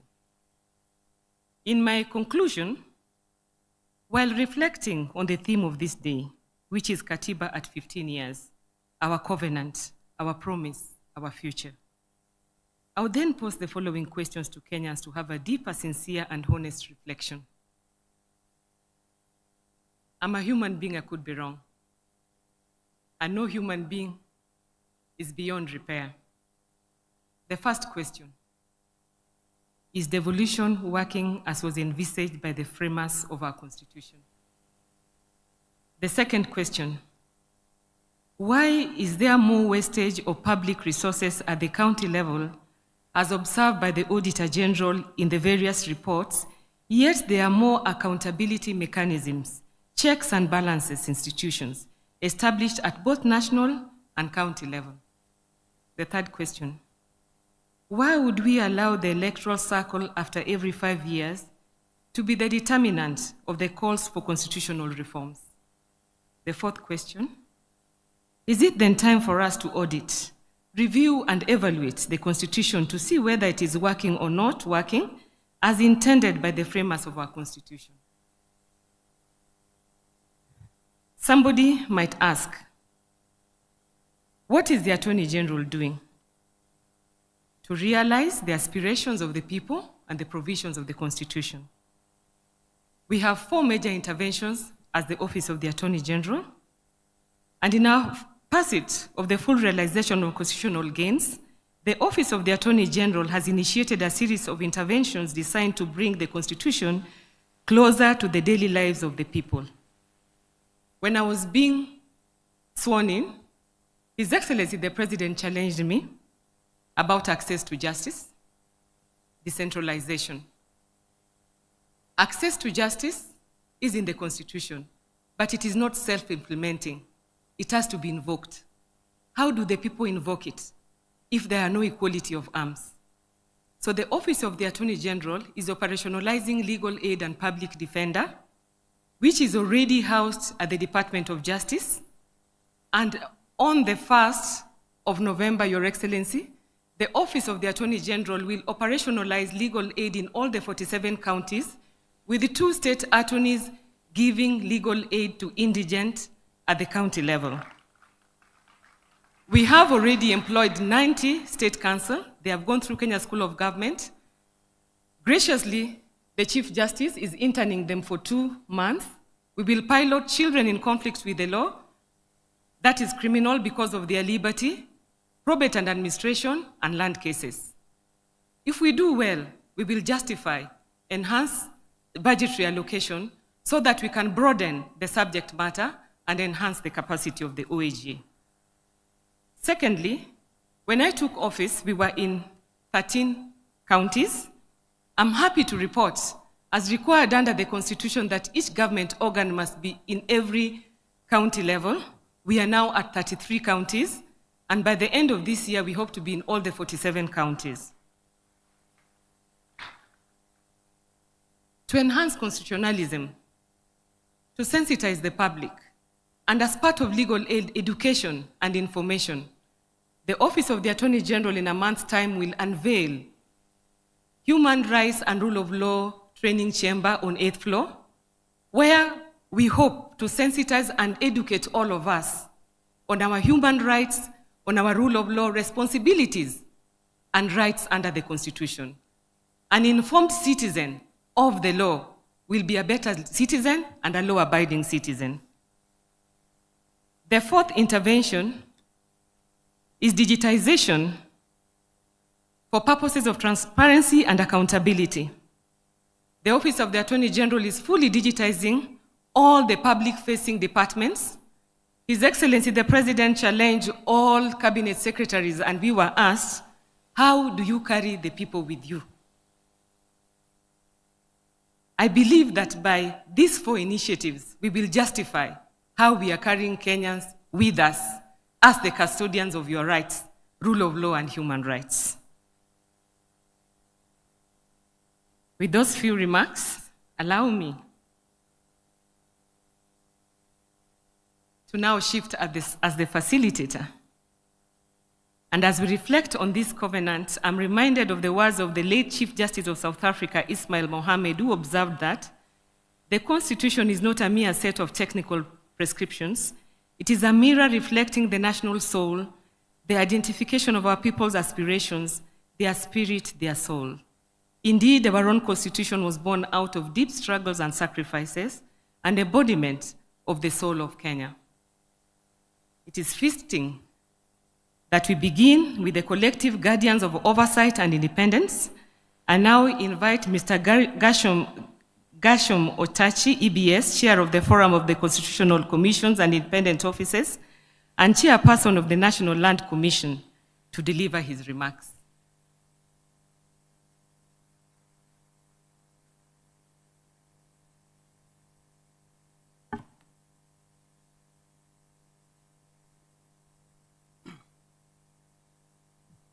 Your Excellency, the President of the Republic of Kenya, Dr. William Samoei Ruto, allow me to ride on the protocols established. Your Excellency, let me start by applauding you for this engagement, a very important engagement I think will remain etched in our minds as we conclude this and think ahead. Let me also bring my greetings to you, Your Excellency, the leaders present, and all the Kenyans from the caucus. Your Excellency, the CCIOs brings together 15 constitutional commissions and 5 independent offices, generally under the Chapter 15 commissions, but even those that are analogous. Your Excellency, fellow Kenyans, 3 years ago, the caucus celebrated an anniversary of 10 years. Why 10 years? Because after the Constitution was promulgated, it took a period of about 1 to 2 years to pass various statutes, appoint commissioners, and set up the commissions and independent offices. So when we celebrated the 10th anniversary, it was basically a stock-taking anniversary. And last year, thanks to the support and facilitation by Your Excellency, again, we held a retreat in Naivasha of all the chairs and the holders of independent offices, as well as the commissioners, where again we reflected on the journey. I will pick out some highs and lows, or hits and misses. Just examples, because there are many. On the lows, what cuts across us is budgetary support that is insufficient. And that has been the case over the years. Resources. And that is a cry across the CCIOs. I say that generally because each of the independent commissions has its unique challenges. But that is a common factor. But I'm happy to report that in the recent past, we have seen from Your Excellency support in terms of growing budgets. I can personally speak of that about my commission and others that I have spoken to. We see a trend that there is potential improvement. Another broad issue was one of mandates. There's a continuing issue of conflict or cross-cutting mandates. We have seen historically issues between SRC and National Assembly, between TSC and Minister of Education, myself, and Waziri Alice. These ones, as we fight diplomatically. But we have those issues. And I'm saying that in a general sense because they are not necessarily individual battles. It's a question of trying to understand, according to the law, where your mandate starts and ends. And at times, it has to do with the legislation. At times, it's a question of not being able to understand where, really, if the law is interpreted properly, where you fit. Occasionally, it's deliberate. But that, again, cuts across. So I was just speaking on 2 aspects of what you consider the laws. Focusing on the highs, the hits. I would want to go back to the sermon that we had at the beginning and about the summit and how it is you can be climbing up, you have reached some summit, but sometimes you don't actually realize that you have reached some summit and you have made progress. I'll just pick 2 examples, speaking to all Kenyans. The IBC, under the new constitution, has conducted 3 elections. Very, very contentious, particularly at the top, but elections from the very top to all the way to MCAs. Now, I know we listened to some young people, 20 years or so, who were born around 2010, the young children, and there are many others, even in this gathering, who may not know that there's a time elections were presided over by an individual known as supervisor of elections. And that supervisor of elections was assisted by returning officers who were district commissioners. Now, I'm certain if we are to do a quick poll in this room, very few Kenyans would want to go back to that scenario. What am I saying? What we need to look at is, in terms of the positives, is to ask ourselves, we have these institutions. How can we support them and make them stronger rather than destroy them and have the alternative of where we came from? Another example is judiciary. I think Lady Justice Joaquin Ndungu spoke to this. We have a very robust process of getting a Chief Justice, of getting Supreme Court judges and judges all the way down to magistrates through the Judicial Service Commission. And they apply, they are vetted, they are interviewed live on TV, a very comparatively transparent process. So, back to the example that the judge provided. In the good old days, probably tomorrow morning at lunch hour, you open your TV or radio, it's an announcement. His Excellency has appointed Mr. Otachi as the new Chief Justice or as the Supreme Court judge. And that was the beginning and end. Now, what we have been used to now, would we want to go back? Would we want to roll back those gains? So, I'm just picking on examples of what we, as we are taking stock, we are trying to appreciate. The point I'm making is every now and then you see attacks on constitutional commissions and independent offices. But even as you look at those attacks, we should ask ourselves whether we want to look at a glass that is half empty or half full. On our part, and on my part, I want to look at a glass that is more than half full. I would say the glass generally across CCIOs is about 75% full. So that remainder, which are the lows, how can we work around supporting? To conclude, I just wanted, because I was told to make highlights. To conclude, a very robust discussion that is across generation. We have had Gen Zs come strong, very strongly, raising their voices. I would urge those who are involved in appointment of commissioners, holders of independent offices, consider the Gen Z.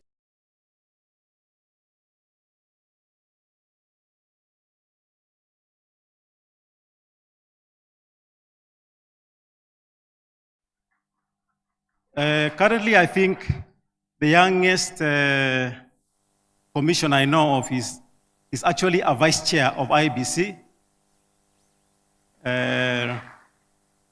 Fahima Arafat, a young lady from a sort of marginalized community.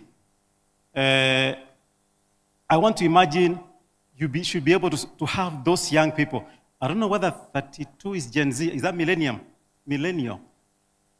Your Excellency, I know you started your career as a Gen Z.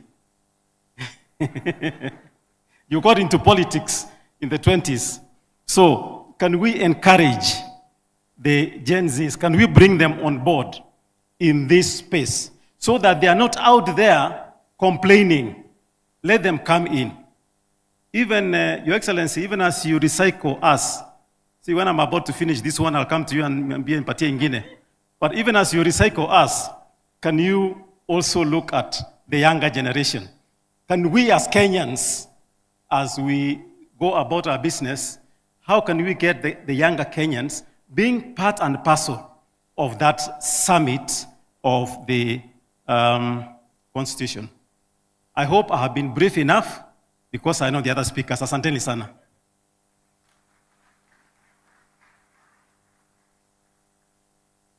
That is a very nice call, but my experience at the Office of the Attorney General, we are trying to embrace Gen Zs, Your Excellency. We have to change all the rules of public service, almost 90%, for them to fit into our public service. One of them is flexi working hours. So that is food for thought. At the heart of the 2010 Constitution is devolution. We would be remiss if we did not allow the chair of the Council of Governors, Ahmed Abdullahi, to address this convocation. Very brief remarks, kindly.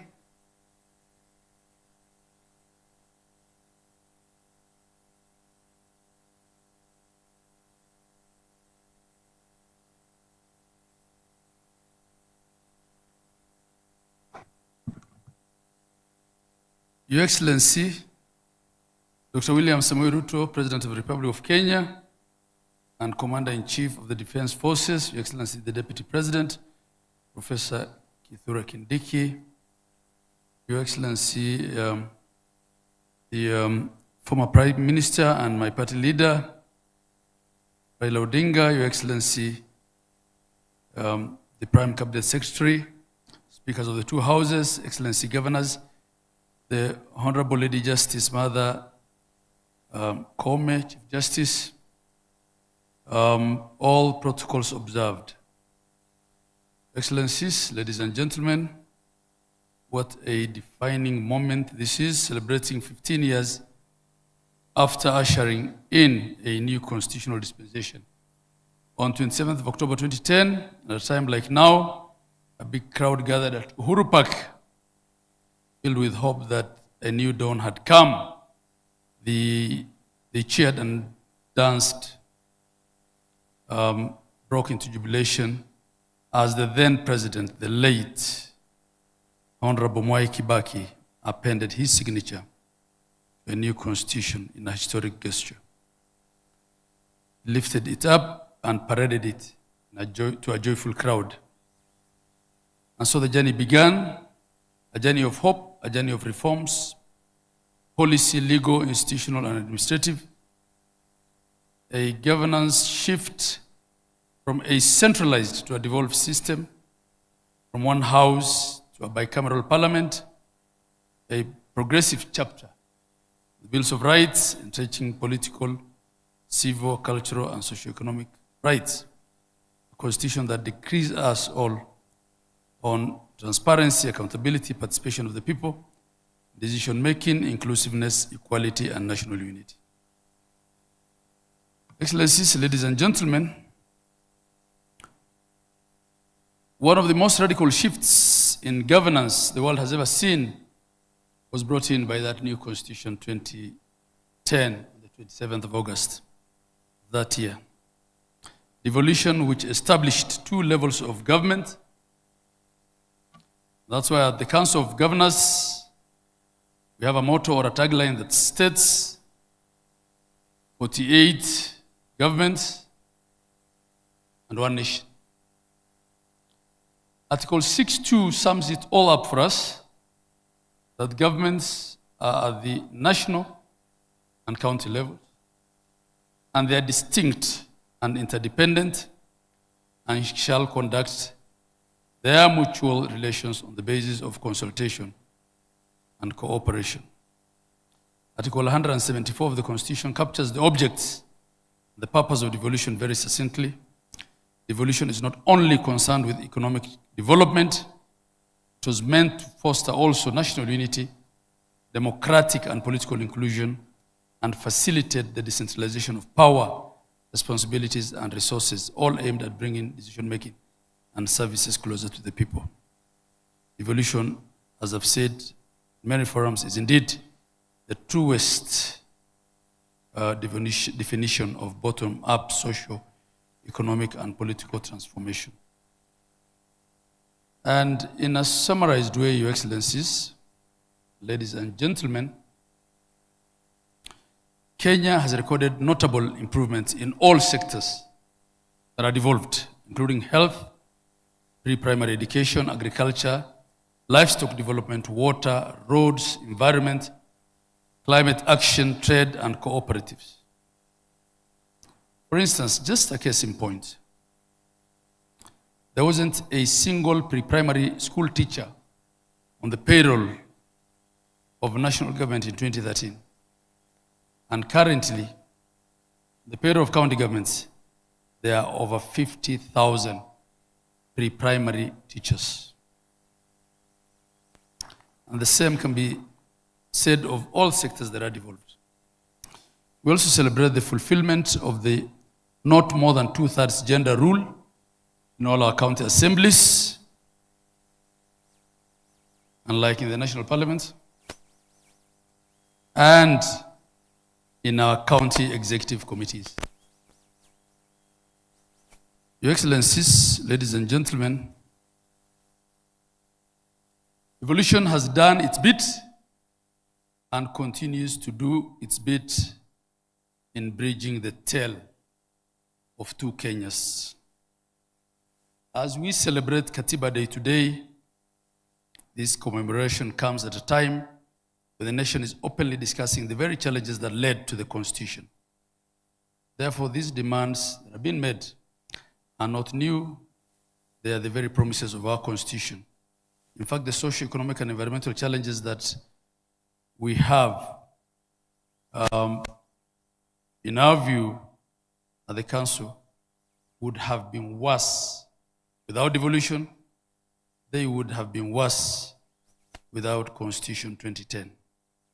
We therefore must jealously guard this Constitution, including devolution and devolved governments. As county governments, we continue to aspire and to promise the nation that we will do our best to attain the highest standards of effectiveness. Your Excellency, in a summarized way, from the perspective of the county governments, through the COGA, yes, devolution has done a lot. Yes, it has challenges.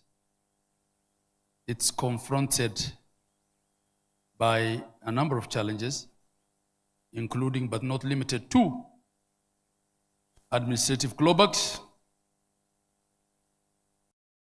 lack of uniformity in the application of the law, should I call it prejudice, by some oversight organs and some independent offices, inadequate resources, and delay in financing. We also have issues of the existence of subsidiary legislation and policies that predate the Constitution, not to mention the supremacy battles between the organs created by this very Constitution. In order to strengthen devolved governments, the following bold and strategic actions must be taken. First, track the transfer of all functions and the attendant resources pursuant to the completion of the unbundling of functions. Urgently undertake policy and legal reforms to align them with the Constitution, considering that devolution is now a reality. Increase the equitable share to the county governments to enable them perform their functions optimally and ensure timely disbursements. Strengthen intergovernmental relations, galvanize the support of development partners and the private sector and the civil society so that we share the promise of devolution is as captured in our Constitution. Your Excellency, part of what we suffer here is also a bit of stereotype. As devolved units, my sister, the AG, that I really respect, referred to audit queries that say there's a lot of waste in counties. I haven't seen any audit queries that say there's more waste in counties than in the national government. I think that's part of the stereotype that we deal with as counties. I think I would really want to see that report and share it with the governors. As I conclude, I leave you on this reflective note that we should ask ourselves today, are we living to the ideals of our Constitution? When we meet here again, inshallah, in 15 years, will we still be confronted by the headlines of today? From today, let's all of us, because it's leaders of this country that are seated in here, and we're all leaders. We've been told it's not only the president that we should be pointing fingers at, we're all leaders in our own right. Let's all become champions of our Constitution, from our homes, to our churches, to our mosques, to our temples and shrines, and to our offices. And let's all recognize that devolution is indeed one of our national values. I thank you all, and God bless you.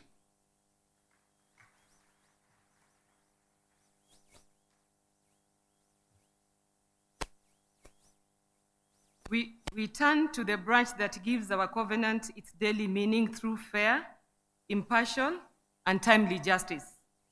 The judiciary is the sentinel of the rule of law, protecting rights, resolving disputes, and ensuring that public power remains bounded by the Constitution and accountable to the people.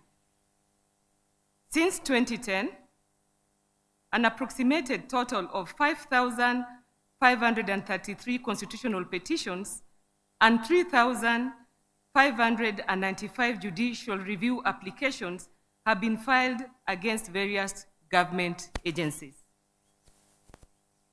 As Lord Denning once reminded us, a constitution is not to be interpreted like a last will and a testament, but as a living framework of government.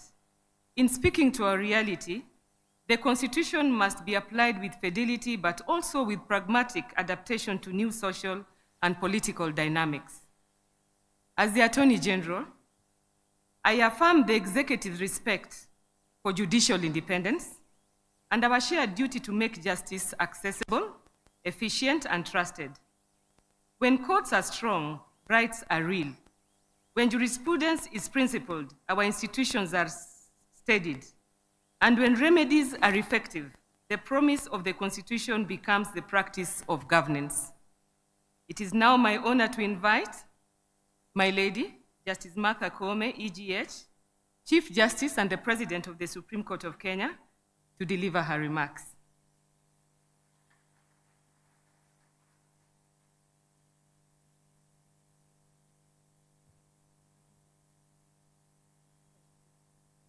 Thank you very much, the Honorable Attorney General, who is also the titular head of the bar.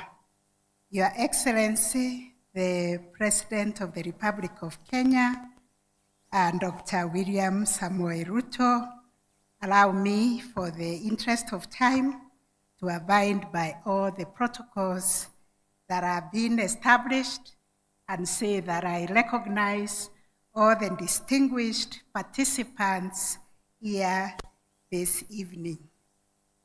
It is an honor, a very great honor for me, to join you all today for this historic Katiba Day commemoration, a day that reminds us of our collective resolve as a nation to live under the transformative vision of the 2010 Constitution. I also, Your Excellency, join the other speakers to thank you most sincerely for declaring that going forward, 27th August will be commemorated as Katiba Day, and also for convening this important summit and for bringing together the leadership of all arms of government, county governments, constitutional commissions, and independent offices to reflect together on the promises, responsibilities, and the enduring vision of our Constitution. The very fact that we are gathered here across institutions, across political and governance mandate is itself testament to the spirit of our constitutional democracy. This gathering demonstrates that while we may have different roles, different perspectives and mandates, we are all united in our fidelity to one supreme law, to one people, the sovereign citizens of Kenya. Our Constitution establishes constitutional democracy, a system in which the will of the people is exercised within the bounds of the Constitution. And I wish to clarify that judiciary does not exercise overreach. When we interpret the Constitution, we are merely breathing life and spirit to the Constitution. And should there be overreach, it is quickly checked on appeal, and the issues are brought within the four contours of the Constitution. Unlike other forms of government, a constitutional democracy system is not merely a majority rule, but it is about a majority rule that is restrained and guided by the rule of law. It is about the protection of the fundamental rights and recognition of dignity of every individual. The Constitution is therefore both a shield and a compass, as it protects the weak, the vulnerable, and marginalized, while guiding our nation's leadership towards justice, equality, and inclusion. The constitutional promise of national cohesion and prosperity cannot be secured by political or economic power alone. They flow from fidelity to the Constitution, respect for diversity, and inclusion in governance. Our Constitution envisages a Kenya where all communities, regardless of their size, and all citizens, regardless of their station in life, would have an equal claim to dignity, opportunity, and justice. Going forward, I hope this discussion we are having today can take part in all our counties, in all our constituency, in all our wards, in all our families, so that Kenyans can embrace constitutionalism, they can internalize the Constitution, they can own and they can claim the rights that are enshrined in the Constitution. Because when we uphold the Constitution, we nurture cohesion, and in turn, cohesion turns and becomes the fertile soil upon which peace and prosperity of our nation will grow. It is important to use this Katiba Day commemoration to reaffirm the fact that the heart and soul of our constitutional democracy are strong, independent, and accountable institutions.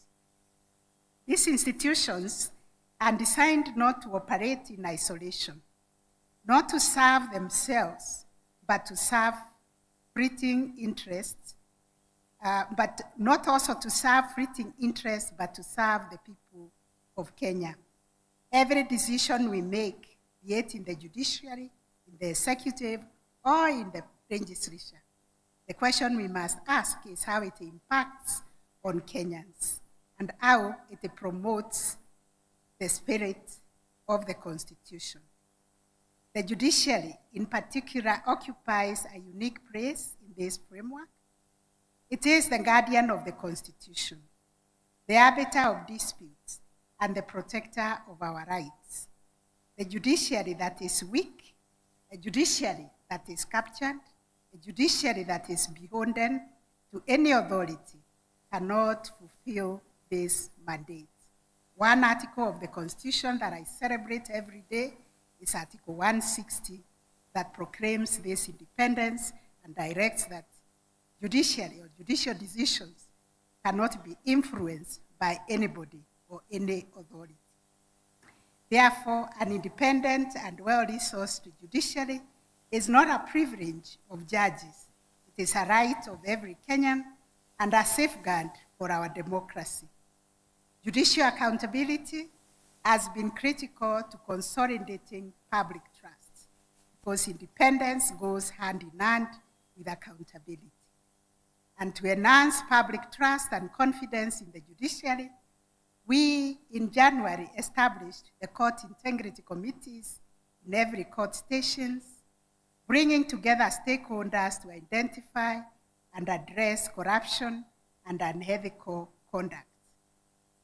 At a sectoral level, the judiciary, working with other agencies in the justice sector through the National Council on the Administration of Justice, spearheaded the anti-corruption strategic guiding framework for the justice sector, which was launched, Your Excellency, in March 2025, and it promotes a coordinated action in tackling corruption across institutions in the justice sector.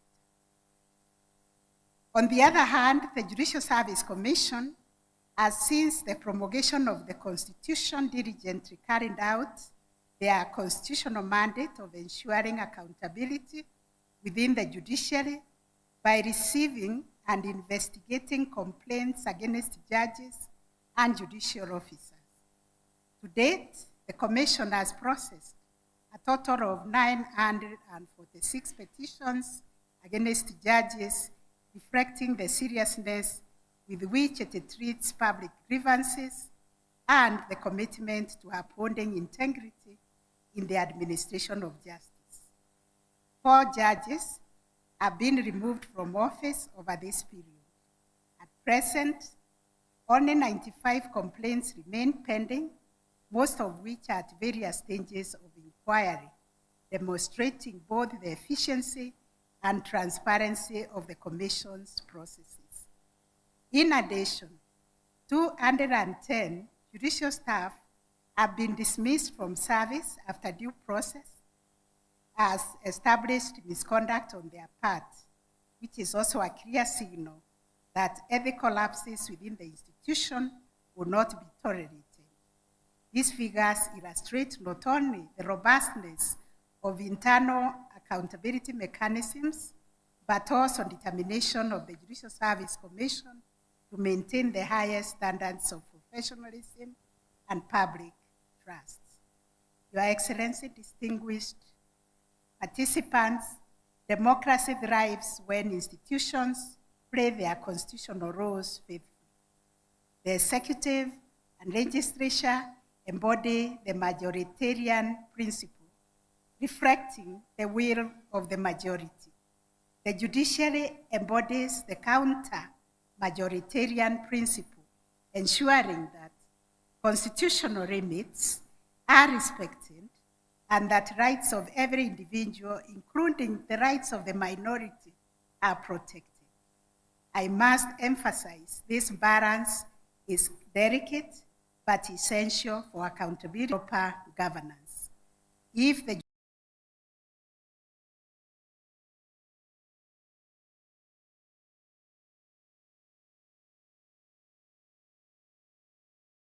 judiciary were to come under the control of any authority, or if its independence is compromised, the safeguard against abuse of power would collapse. That is why the judiciary's independence is not negotiable. It is the very backbone of our constitutional democracy. The drafters of our constitution envisaged a government of separate but independent institutions. The executive, the legislature, judiciary, county government, independent offices, and commissions are all designed to check and counterbalance each other while working in harmony for the common good of our people. Mutual respect and constructive cooperation among institutions is absolutely critical. It is a constitutional requirement.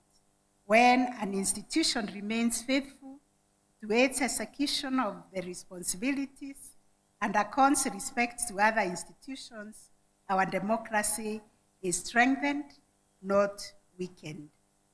Since the promulgation of the 2010 Constitution, the judiciary has undergone profound transformation through reforms in access to justice, the establishment of specialized courts, adoption of technology, and development of robust jurisprudence. The judiciary has sought to live up to its constitutional calling. The jurisprudence of our superior courts has clarified the scope of constitutional rights, reinforced the independence of institutions, protected devolution, strengthened electoral justice, and affirmed the supremacy of the Constitution over all persons and authorities. Currently, under the judiciary's blueprint, social transformation through access to justice, we are keen to ensure that justice is accessible to all Kenyans across the country.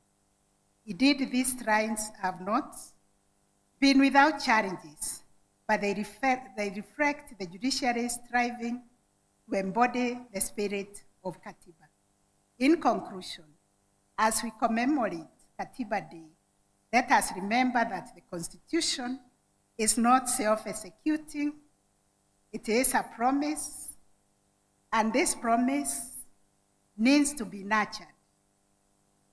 It is a promise that can only be realized when leaders and institutions alike embrace it as our collective covenant.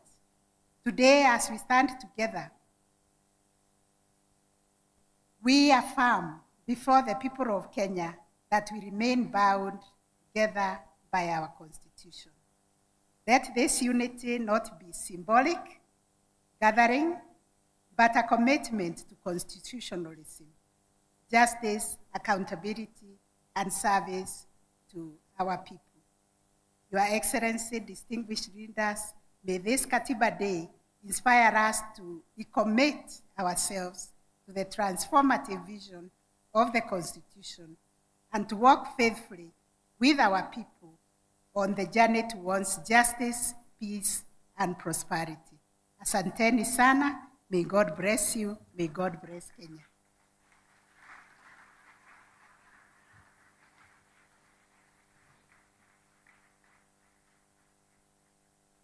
I join my lady in realizing that there are important lessons to draw from judicial reflection. Chief Justice Beverly McLachlan from Canada once stated that a constitution is not simply a legal document, it is a living tree which, by its very nature, must grow and adapt within its natural limits. Kenya too must allow its constitution to live and breathe, adapting to the realities of today's youth, technology, and global challenges, while holding fast to its foundational principles. We now turn to the arm that translates our national aspirations into binding law, allocates resources, and holds the executive to account on behalf of the sovereign people. Parliament embodies representation, legislation, and oversight grounded in our national values and enriched by public participation so that the promise of the Constitution becomes the practice of everyday governance. And I wish to confirm that the public participation bill is before Parliament, and the Leader of Majority promises that soon we'll have a legislation on that. As Attorney General, I affirm the Executive's commitment to constructive interbranch committee, candid scrutiny without recourse, cooperation without capture, and respect for the distinct mandates that make our republic stable and responsive. A principled legislature strengthens policy, safeguards public finance, and sustains public trust. It is now my honor to invite the Right Honorable Dr. Moses Masika Wetangula, EGH Speaker of the National Assembly, to deliver his remarks.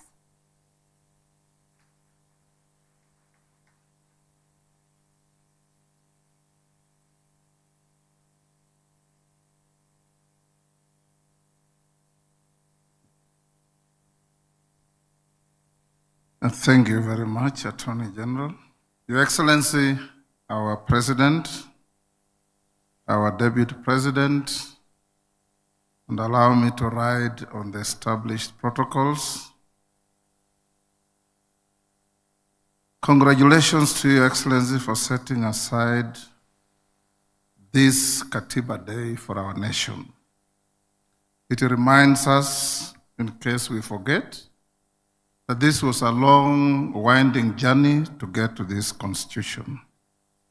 Today marks 15 years since the promulgation of the Constitution of Kenya. Katiba Day is therefore a day to reflect on the 15-year journey of the implementation of the Constitution by celebrating the milestones we have made so far. It is noteworthy that the Constitution of Kenya 2010 marked a paradigm shift from the governance structure under the repealed Constitution by, among others, recognizing the centrality of the people in the conduct of the affairs of our nation. As Parliament, we are conferred with the sacrosanct constitutional functions of legislation, representation, and oversight. Over the last 15 years, Parliament has been at the forefront of ensuring the implementation of the Constitution. Your Excellency, ladies and gentlemen, looking at the 15-year journey, the following is a highlight of our key achievements as Parliament, more particularly the National Assembly. Parliament passed and enacted 63 bills to implement the Constitution as spelled out in the 5th schedule to the Constitution. The legislation included legislation on leadership and integrity, representation of the people, land and environment, devolved government, public finance, and the public service, among others. Parliament has also passed and enacted 471 bills that have promoted good governance and social and economic development of the country.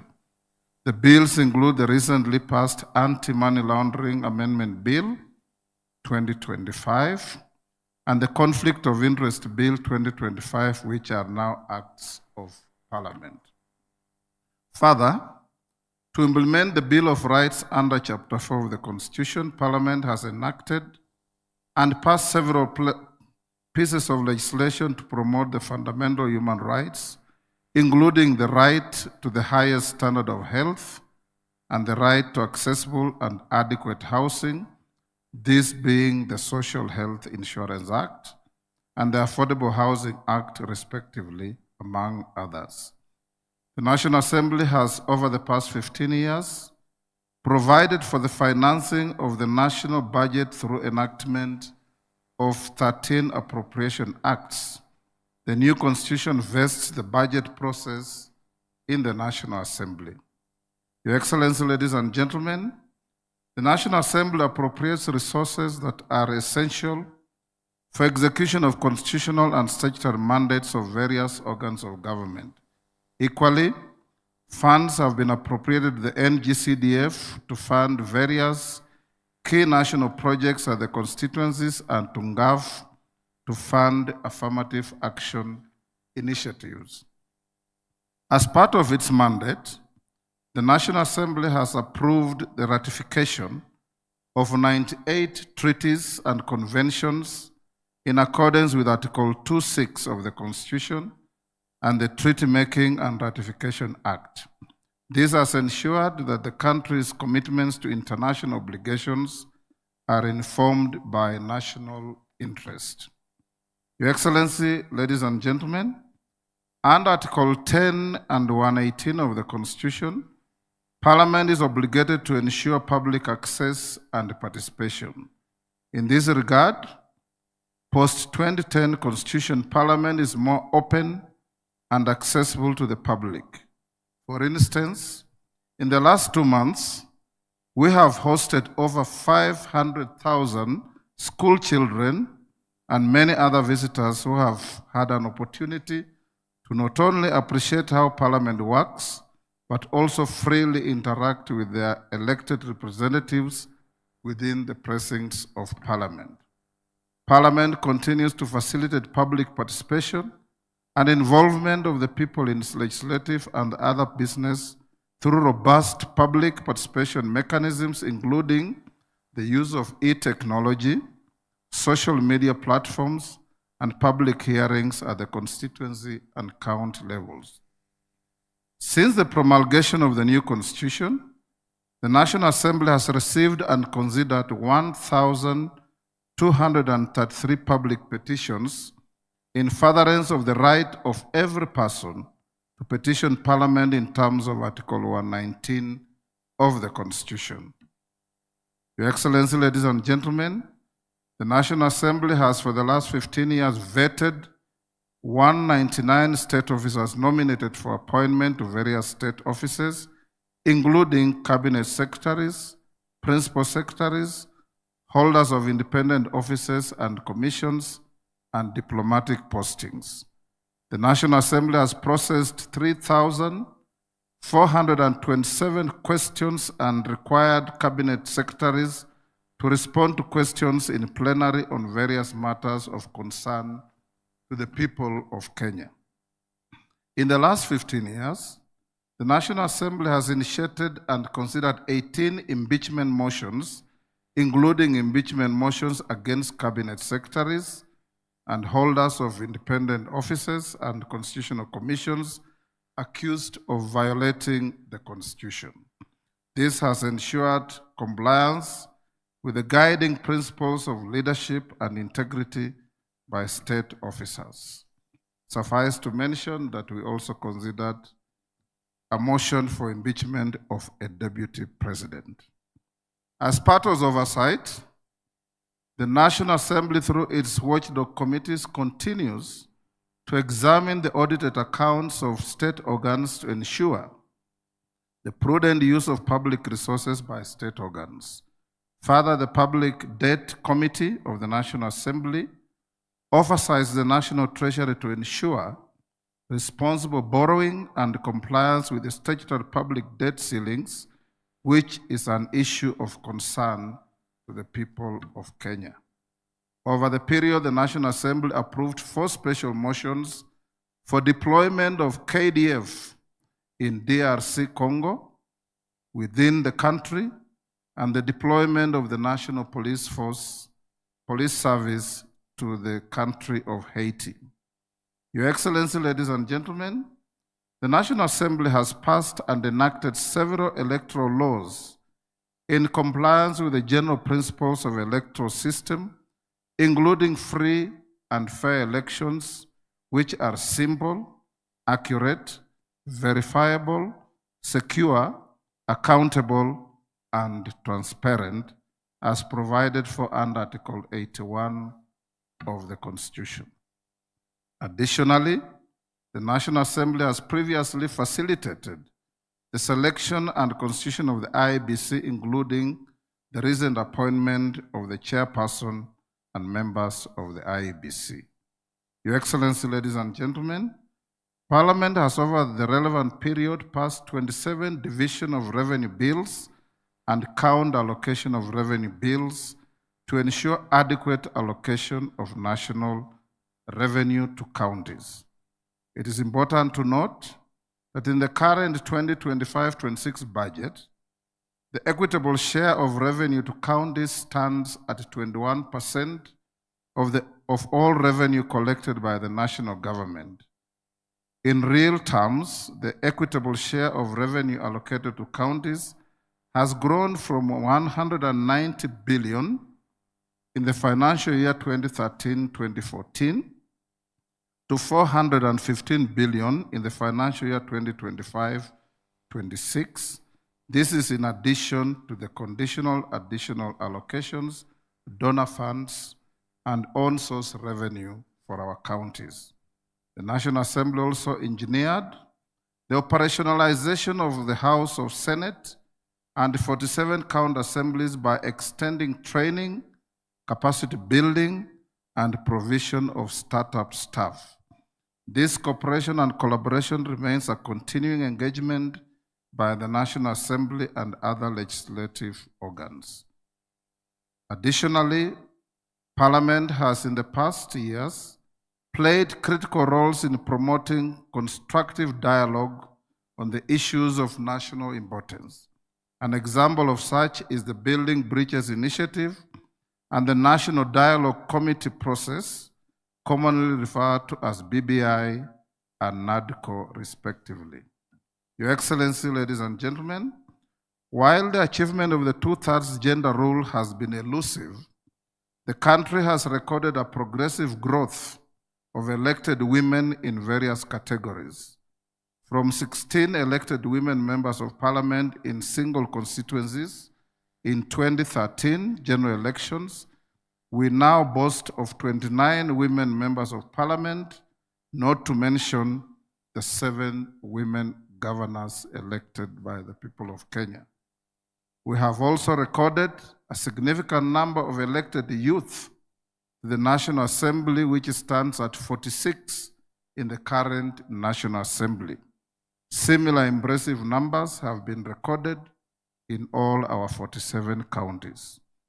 The Constitution 2010 led to the establishment of a bicameral legislature and increased members from 224 to 418.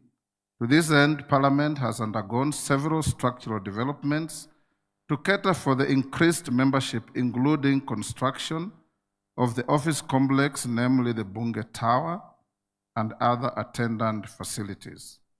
Your Excellency, ladies and gentlemen, from the foregoing, Parliament has indeed made great strides and achieved key milestones in facilitating the realization of the aspirations of the people of Kenya under the new Constitution.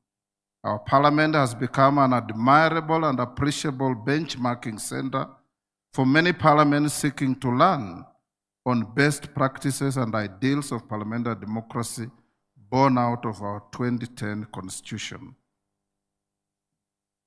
Going to the future, Your Excellency, it is necessary to enact a clear law that deals with the issue of public participation. The Attorney General, cooperating with Parliament, has a draft bill that is before the House, which is now being harmonized by the House Committee with 2 other bills that were drafted by individual members so that we can simplify and make public participation user-friendly, cost-effective to avoid unnecessary and unhelpful duplex processes. On this particular matter, I have had discussions with Her Ladyship, the Chief Justice. I can give an example. We had a bill called the Sugar Bill. It started from the National Assembly, went through public participation, using public resources. Members of the National Assembly went all around the country to get bills, to get views from members of the public who will consume the product. We finish the bill, pass it on to the Senate. They start again the same round of public participation, going to meet the same people, pick the same views, spend the same resources from the same envelope. And if we don't do that, some Kenyan goes to court and the court say there was not adequate public participation. This is the reason why it is so important that we must have this law passed as quickly as possible, and I promise Kenyans that within the first 1 month of our resume from recess on 23rd September, this bill will be ready for presentation to the President for assent. In conclusion, the Constitution being a living and dynamic document, it is our considered view that it is desirable, and this has been alluded to by Professor Makau, the Attorney General, and somebody else, that we have a continuous candid conversation on the 2010 Constitution to be able to evaluate what is working, what has worked efficiently, and what is not working or what is excessive in the Constitution. Such exercise would help our country to continue with our journey to achieving a near-perfect Constitution for our country. Ladies and gentlemen, Your Excellency, with those remarks, it is my singular honor and pride on behalf of the Parliamentary Service Commission and the National Assembly to join Your Excellency, leaders present, and compatriots in celebrating this milestone in our constitutional history. You may wonder why my brother, the Speaker of the Senate, is not here. He is sitting in the Senate, presiding over one of the creations of this Constitution, having a process of impeachment of a governor before the House. And this is the beauty of this Constitution, that if you are impeached at the county, you still have an appellate structure at the Senate for your case to be heard. And you still have an appellate structure to go to the courts to challenge whatever we do. This Constitution is wonderful, this Constitution is great, but it will be as great as we adhere to its ideals, to its principles, and its implementation. May God protect our country. May God make us more conscious of our rights, and may God make Kenyans understand and appreciate that we must be each other's keeper in protecting our country. Thank you.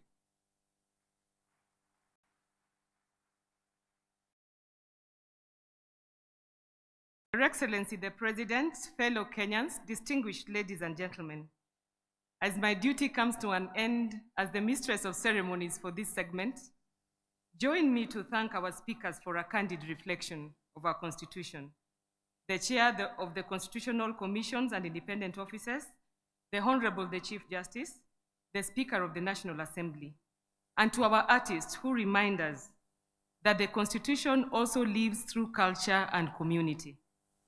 At 15, our Constitution is a living covenant. It restrains power, secures rights, advances devolution, and insists on integrity, inclusion, and accountability. Today's reflections are not ceremony. They are our report to the people, what has worked, what must improve, and how we renew trust through lawful, ethical, and service-centered governance. As the Attorney General, my office's duty is straightforward: to uphold the constitutionality in executive action, to steward sound legislation through clear drafting and rigorous review, to defend the public interest in our courts, and to facilitate principled cooperation among institutions while respecting their independence. When each arm performs its mandate and does so within the law, the promise of Katiba becomes the practice of everyday life. Allow me to echo the words of the former UN Secretary General Kofi Annan: a constitution is only as strong as the will of those who live by it. Today, we are called to renew that will, to make the Constitution a living covenant, not just a historical document. With gratitude for your attentiveness, it is now my honor to invite His Excellency, Dr. Musalia Mudavadi, EGH, Prime Cabinet Secretary, to address us and thereafter introduce His Excellency Professor Kithure Kindiki, EGH, Deputy President of the Republic of Kenya. Thank you for the pleasure of your company. Thank you.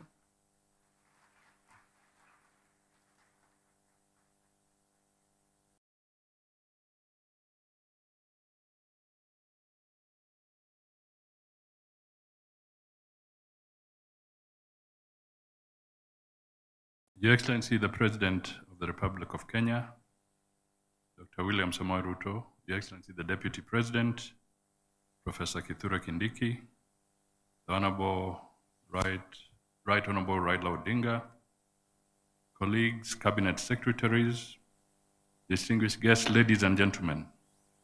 Your Excellency, let me join the long list of those who have congratulated you for this very important proclamation you have made in declaring this day an annual observance to renew our nationalism and commit to the ideals that bind us as one nation. I trust it will also be a good signal to the Ministry of Education to reintroduce civics as a fundamental subject in our educational institutions. Today, Kenya joins our over 60 countries globally that have designated and commemorate National Constitution Days. These include nations such as Norway, Denmark, the USA, China, and India, among others. Notably, Kenya now stands among the pioneering states in Africa to establish and observe a National Constitution Day. Your Excellency, the noble decision to designate the Katiba Day is long overdue but timely. For example, India, the world's largest democracy, adopted its constitution on November 26, 1949. But it was not until November 26, 2015, that the country officially began commemorating the Constitution Day. Similarly, it was not until 2024 that the United States of America officially established commemoration of the Constitution Day every 17th of September. Personally, it was a privilege to oversee the early implementation of devolution when I served in the Grand Coalition government as Deputy Prime Minister and Minister for Local Government. I oversaw the development of the sessional paper on devolved government under the Constitution of Kenya 2010. Today, we all celebrate the decentralized power, fostered equitable development, and we celebrate our diversity, making devolution a cornerstone of the Constitution. Fellow Kenyans, let us cast our minds back to the harrowing days of 2007 and 2008 post-election violence. It was a stark reminder that without strong institutions, chaos reigned. In the midst of that turmoil, hope flickered through the Serena talks mediated by the late Kofi Annan, former UN Secretary General, His Excellency Benjamin Mkapa, Madame Gracia Machel, under the auspices of the panel of eminent African personalities. I was honored and privileged to be with you, Your Excellency, William Ruto, the Honorable Moses Wetangula, the Honorable Martha Karua, the Honorable James Orengo, the Honorable Professor Samson Ongeri, the Honorable Dr. Sally Kosgei, and the late Honorable Mutula Kilonzo as the negotiators in the Annan-led Serena talks, which came up with the National Accord. From those talks emerged critical reports reviewing the electoral system through the Kriegler report and the Waki reports to handle post-election violence. Your Excellency, according to the tracking of our State Department for Parliamentary Affairs, the tenacity of the 2010 Constitution to withstand pressure and not even crack at the height of intense pounding is a true reflection of the Kenyan indomitable spirit. The 1963 Constitution was amended 30 times. That means roughly once every 2 years, including the infamous Section 2A. On the other hand, the 2010 Constitution has had 14 constitutional amendment attempts. Mark my word here, attempts. via parliamentary initiatives, those were 10, and 4 via popular initiatives, the popular initiative route. Of course, the majority of the parliamentary attempts were to solve the issue of realizing the 2/3 gender rule in Parliament. Let me just take a minute to reflect on the 4 popular initiatives. The Speaker has partly touched on them. 1, the Building Bridges Initiative, via the Constitution of Kenya Amendment Bill of 2020, which contained some 74 proposed changes. Then came the Okoa Kenya initiative, spearheaded by the CORD coalition around 2015, which sought electoral reforms, changes to the structure of the IEBC, and increasing funding to counties under Article 203. Third, there was the Okoa Uchumi initiative in 2016, led by a civil society coalition aimed at physical reforms by amending provisions on public finance management. Lastly, there was the Punguza Muzigo Bill of 2019, sponsored by Ukuru Akot and the Third Way Alliance, which proposed far-reaching changes, including reducing the number of members of parliament, abolishing nominated seats, strengthening county governments, and altering the presidential term limits. Having looked at those, let me also pose a few rhetorical questions. Is it impossible to amend the 2010 Constitution? Or did the attempts not meet the constitutional threshold to amend? Or is it the Constitution resisting amendments for want of procedure? Finally, does it also mean that this Constitution does not pander to political fiat? 15 years down the line, in this spirit of vigilance, we must firmly oppose any amendments that undermine the basic foundations of constitutionalism, particularly those that erode the sacred principle of separation of powers. The 3 arms of government, the executive, the judiciary, and the legislature, are independent, yet profoundly interdependent. Your Excellency, this Constitution has also been tested and proven to be built to create strong institutions. All of us will remember when on 1st September 2017, the Supreme Court surprised all and sundry when they annulled a presidential election.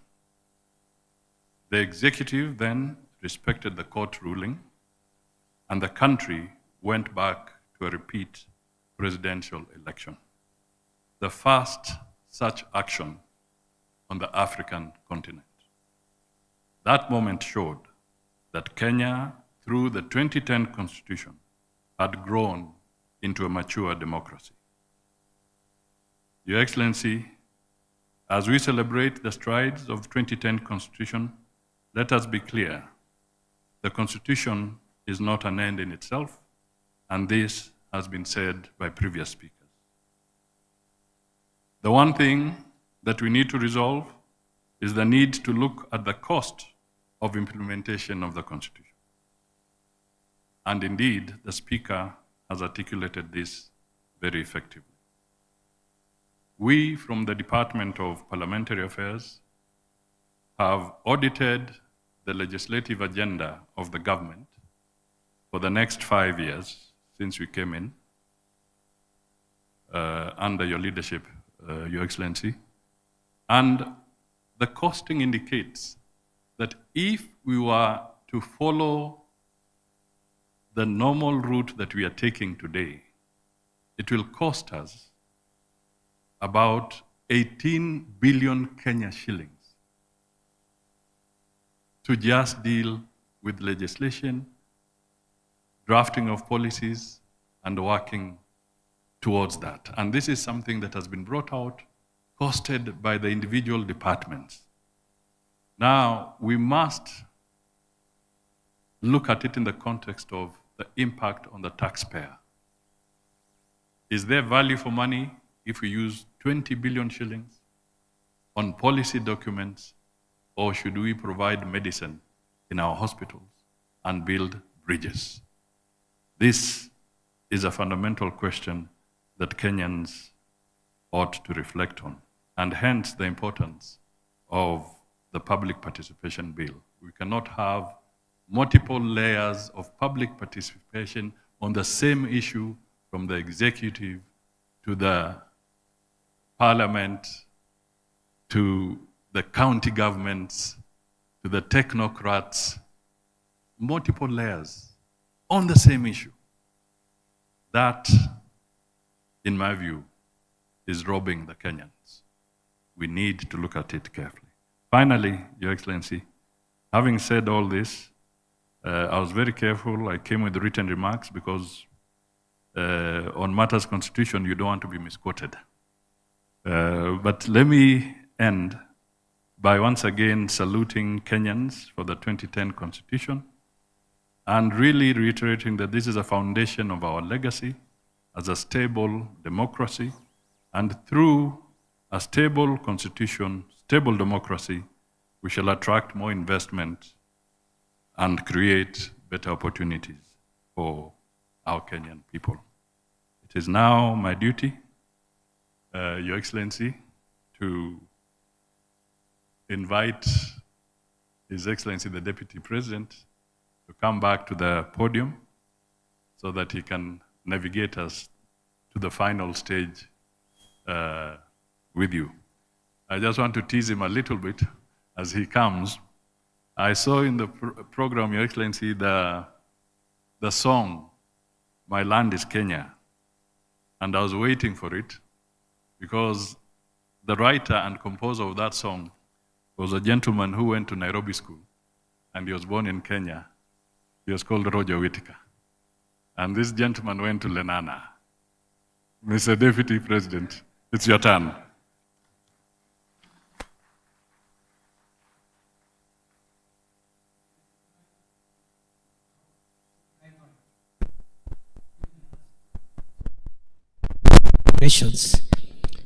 And I think I would ask the Speaker to consider whether it's in order. Excellency, before your speech, we have in our midst a statesman, an elder statesman,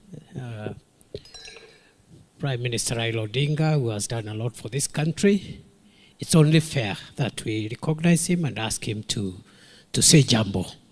Karibu, Prime Minister, Your Excellency.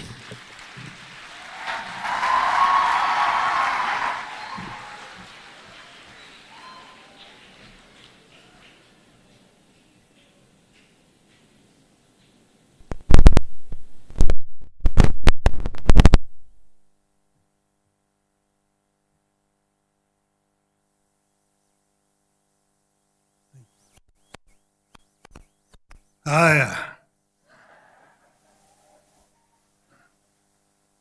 Your Excellency,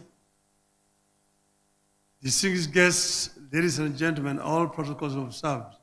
Hamjambo.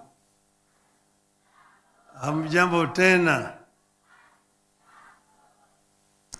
I was telling His Excellency there that we should have started this meeting at 9 o'clock in the morning. This is a very important subject that you don't bring in the afternoon. Most people are tired. But I'm very happy to be here this afternoon.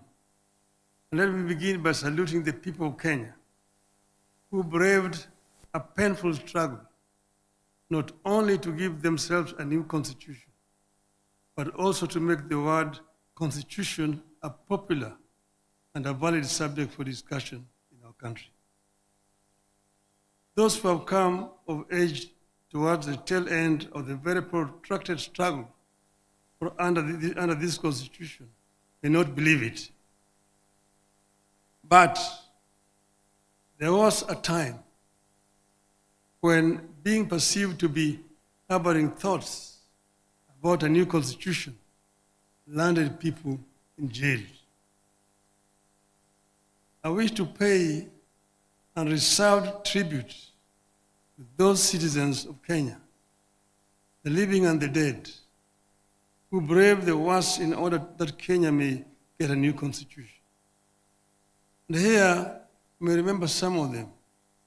The late Masinde Muliro, my father Jaramogi Oginga Odinga, Martin Shikuku, George Ndenge, Ahmed Bamariz, Philip Gachoka, and then my other teams, the Young Turks, Paul Mwite, James Orengo, Professor Nyang' Nyong'o, Yua Ger, Toby Manyara, Kitui. And then members of my parliamentary select committee who started the serious process of making a new constitution. One of them, His Excellency the President here. The other one, son of Anna, the Prime Cabinet Secretary. The other one, Kalonzo Musyoka, Noah Katanangala, the late George Anyona, Martha Karua, those others there. I want to congratulate all of them. There's so many other Kenyans who made it possible for us to have a new constitution. With the proclamation, I want to first say that I want to thank the government and the president for proclamation that has made this day a Katiba Day possible now and into the future. With the proclamation, you have transitioned from fearing to celebrating a constitution. It is my belief that this annual Constitution Day will be an avenue for a robust take on our constitution, what works and what is failing. That was never allowed in the past. I want to encourage Kenyans to engage with this new development now and into the future in the interest of our nation. I'm being very deliberate here in my reference to the nation. It is my firm belief that whatever dreams we choose to pursue, either individually or collectively, we need to have a country first. We must preserve the territory known as the Republic of Kenya first.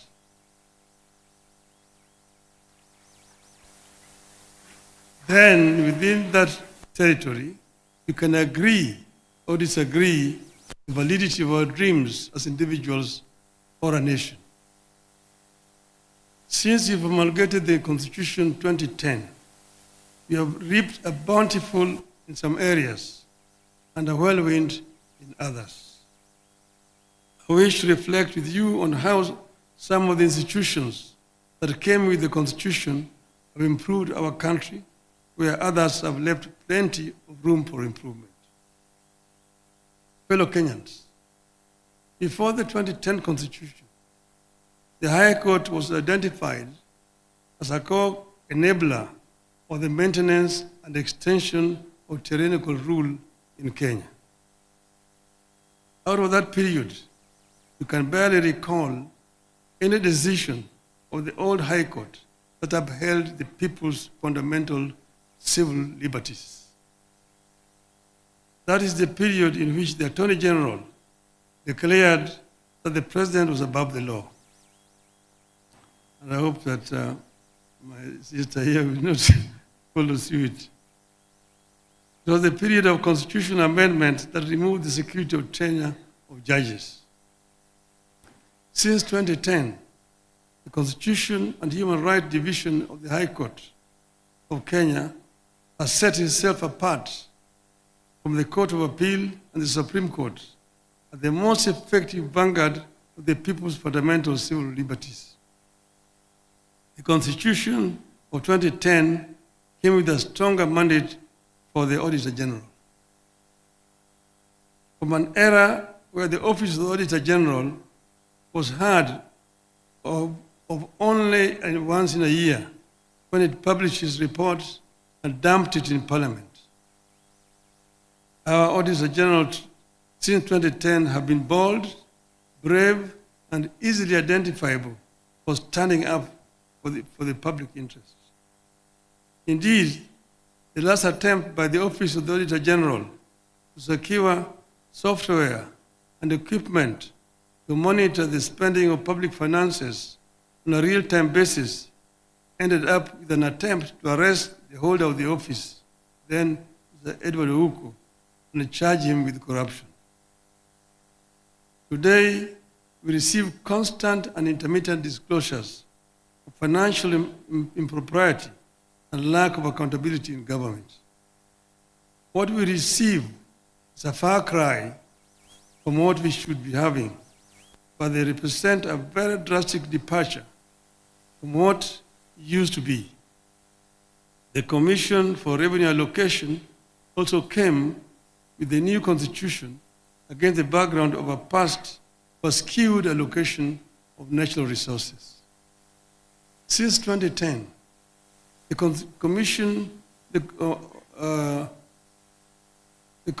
that was established to make recommendations concerning the basis for the equitable sharing of revenue raised by the national government between the national and county governments among the county governments has managed to do so without accusations of political bias.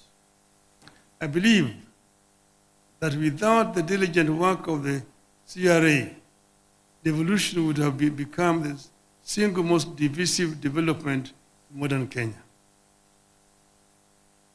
Ladies and gentlemen, some of the institutions of the 2010 Constitution have let the country down, of course, in my estimation. The National Police Service, in my view, has left us worse off than we were before 2010. Abuse of the right to life, degradation of human dignity, torture and indignity of person,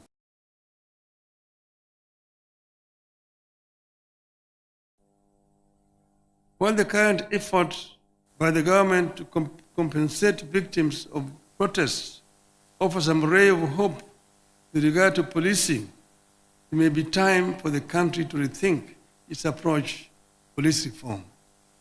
Your Excellency, I know that they have done it elsewhere. They did it next door here in Tanzania. In Tanzania, the police are civil. When they come to arrest you, they come and salute and say, "Ndugu, naomba nikushike." And then you say, "Twende," and it doesn't have to handcuff you, you just walk. It doesn't have to handcuff you. And you know, there in the UK, I tell people, when you get lost in London, you go to the cop. They're called the Bobby. "Excuse me, could you show me the road to Trafalgar Square?" "Oh yes, Trafalgar Square, yes. Walk straight on. Turn to the left. 100 yards, turn to the right. Straight on, you can't miss it." You say, "Thank you." Then he says, "Thank you, sir." In Nairobi, you get lost. Afande, nionyeshe njia ya kwenda Kariakoo. Umepotea? Ndio. Wapi kitambulisho? "Oh, sikubeba kitambulisho, niliwacha nyumbani." "Una kitambulisho?" Bingo. In the cells. Tomorrow you're in court, loitering with the intention to commit a felony. We need to change this. The Independent Electoral and Boundaries Commission equally stands out as an institution that has made no progress securing for Kenyans what they sought. The same issues that Kenyans faced in 1992 when it held its first multi-party elections still hound us. Let us hope that the new electoral commission that we put in place is going to make a difference. Confidence in the commission remains extremely low. Election officials and the processes remain some of the most distrusted and divisive in Kenya. Our elections are some of the most expensive in the world. That is, the cost of per ballot is much higher, 5 times it is in the United States. It never seems to matter how many times we turn over the commissioners or election technology. The doubts remain while the costs get higher. I want to hope that the latest version of IBC will tame the tide against the negativity and doubts that surround the institution. The Director of Public Prosecutions was also a new and exciting creation of the new Constitution. It has largely failed to deliver on the high expectations of Kenyans. Just 1 year before we promulgated the new Constitution, in 2009, Attorney General of Kenya was described by a special rapporteur of the United Nations as the embodiment in Kenya of the phenomenon of impunity. That description remains accurately descriptive of the Office of the Director of Public Prosecutions in Kenya today. However, some of the institutions that came with the new constitution have lived below expectations. As a nation, we are in a better place and more hopeful than we were before 2010. And as we work to perfect the areas in which the Constitution is struggling, we also need to take a fresh look at parts of the Constitution whose implementation have been problematic. For instance, Article 1 of the Constitution tells us that the people may exercise their sovereign power either directly or through their democratically elected representatives. Kenyans seem to know how to exercise sovereignty through their elected representatives.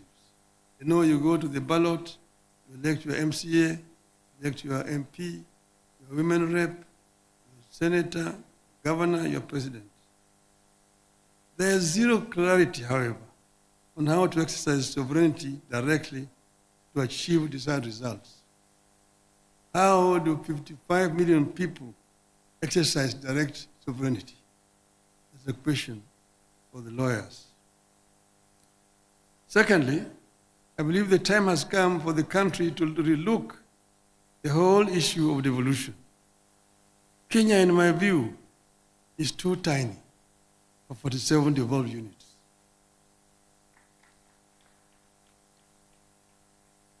We are just 5 short of the United States, which is a continent. Nigeria, with over 200 million people, has got 34 plus Abuja. South Africa has got 9 provinces.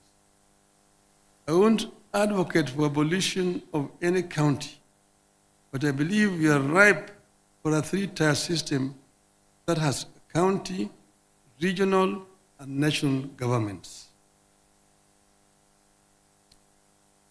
I believe the articles introduced in the Constitution to strengthen the provincial administration need to be reviewed, the view to abolishing the system. This was an issue at Bomas of Kenya, the provincial administration. And we said it was a relic of colonialism that has no place in independent Kenya, yet we seem to be reviving it.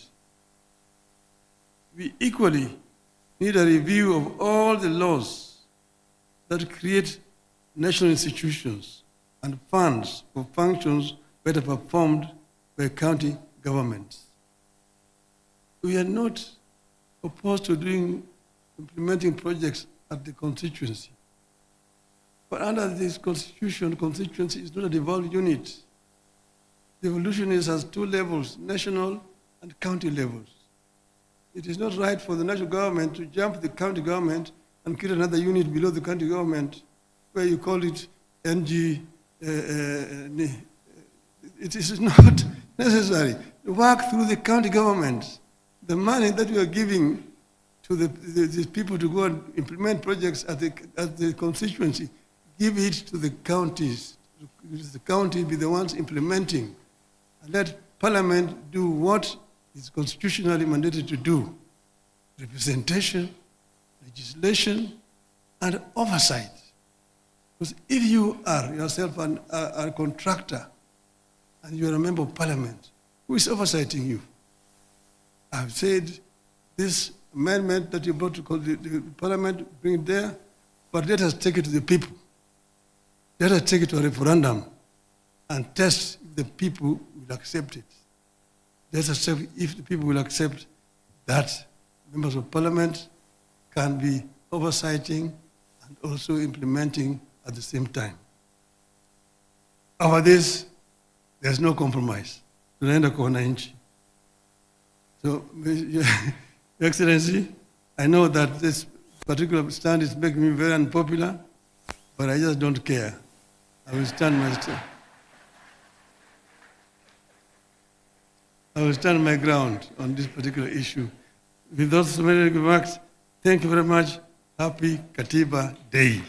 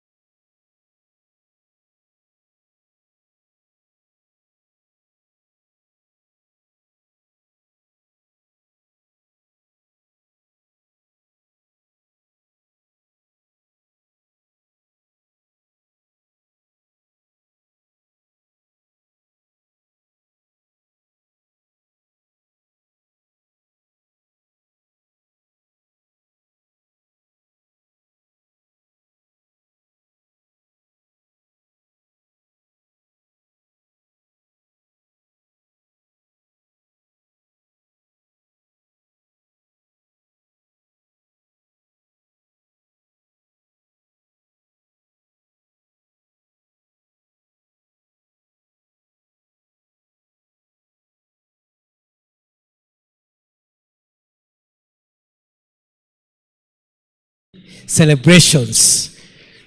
Welcome, Mr. President.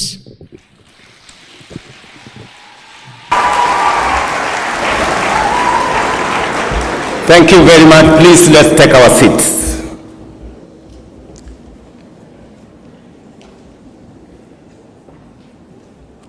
Your Excellencies, honorable members, ladies and gentlemen, good evening. When I reflected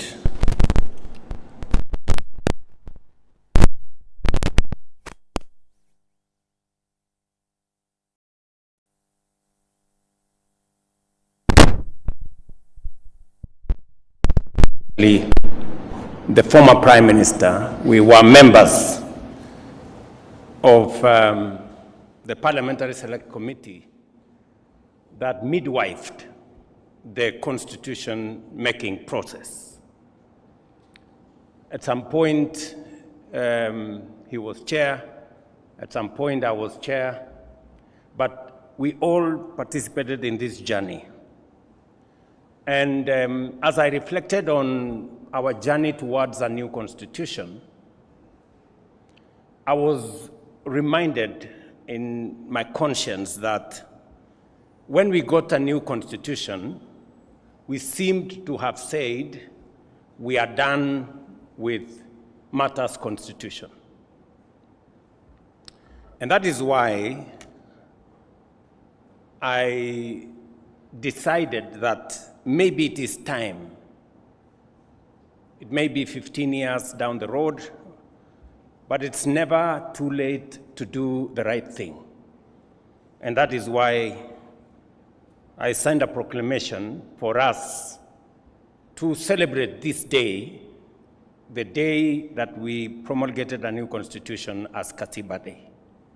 And I want to thank all of you for honoring my invitation so that we can do this together.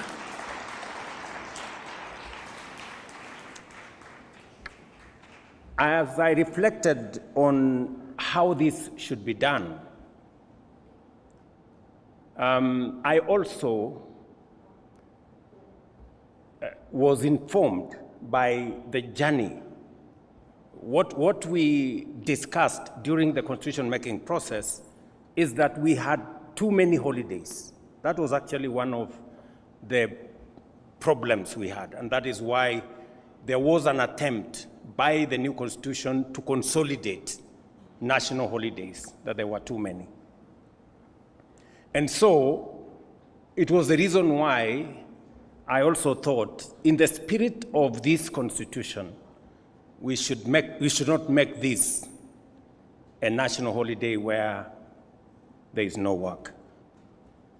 And partly why I thought maybe we should have this occasion in the afternoon so that people can work in the morning.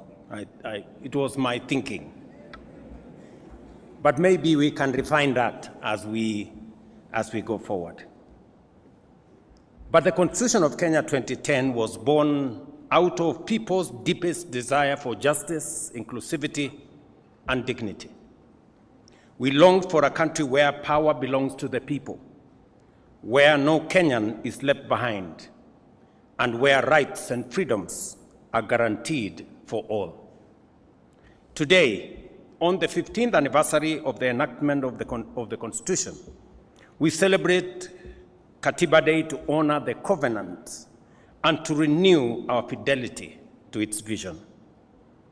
This Constitution is acclaimed across the world as one of the most progressive and transformative.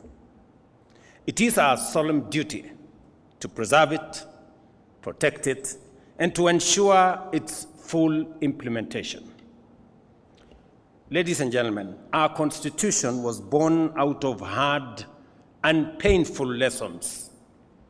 The tragic events, for example, of 2007-2008 remind us how far our nation could descend when institutions fail, when resources are hoarded by a few, and when divisions are cynically exploited. From that moment of crisis, we made a solemn resolve: never again. Never again would Kenya be brought to the brink of collapse by impunity and injustice. For we knew that we, as a people, deserved better, and our country demanded better. Katiba 2010 became our national testimony, our solemn vow to build a free, democratic, inclusive, and united Kenya. Over the past 15 years, we have walked that journey. We have injected life into this great chapter. Fellow Kenyans, as stipulated in Article 174, devolution has come alive. It has fostered equity by distributing resources fairly and addressing historical imbalances. Many have been mentioned. Matters to do with health. Many counties, for the first time, had doctors in facilities. We've been told about the first cesarean session done in Mandera County for the first time under devolution, and many, many testimonies could follow. Since the birth of devolution 12 years ago, the national government has transferred a total of 4 trillion to counties. Today, every corner of Kenya has a functional county government, closer to the people than ever before. From my first day in office, I affirmed that devolution would not merely be a constitutional provision, but the crown jewel of our democratic governance. I pledged to accelerate the full transfer of all outstanding devolved functions as assigned in the 4th schedule of our Constitution, together with the requisite resources.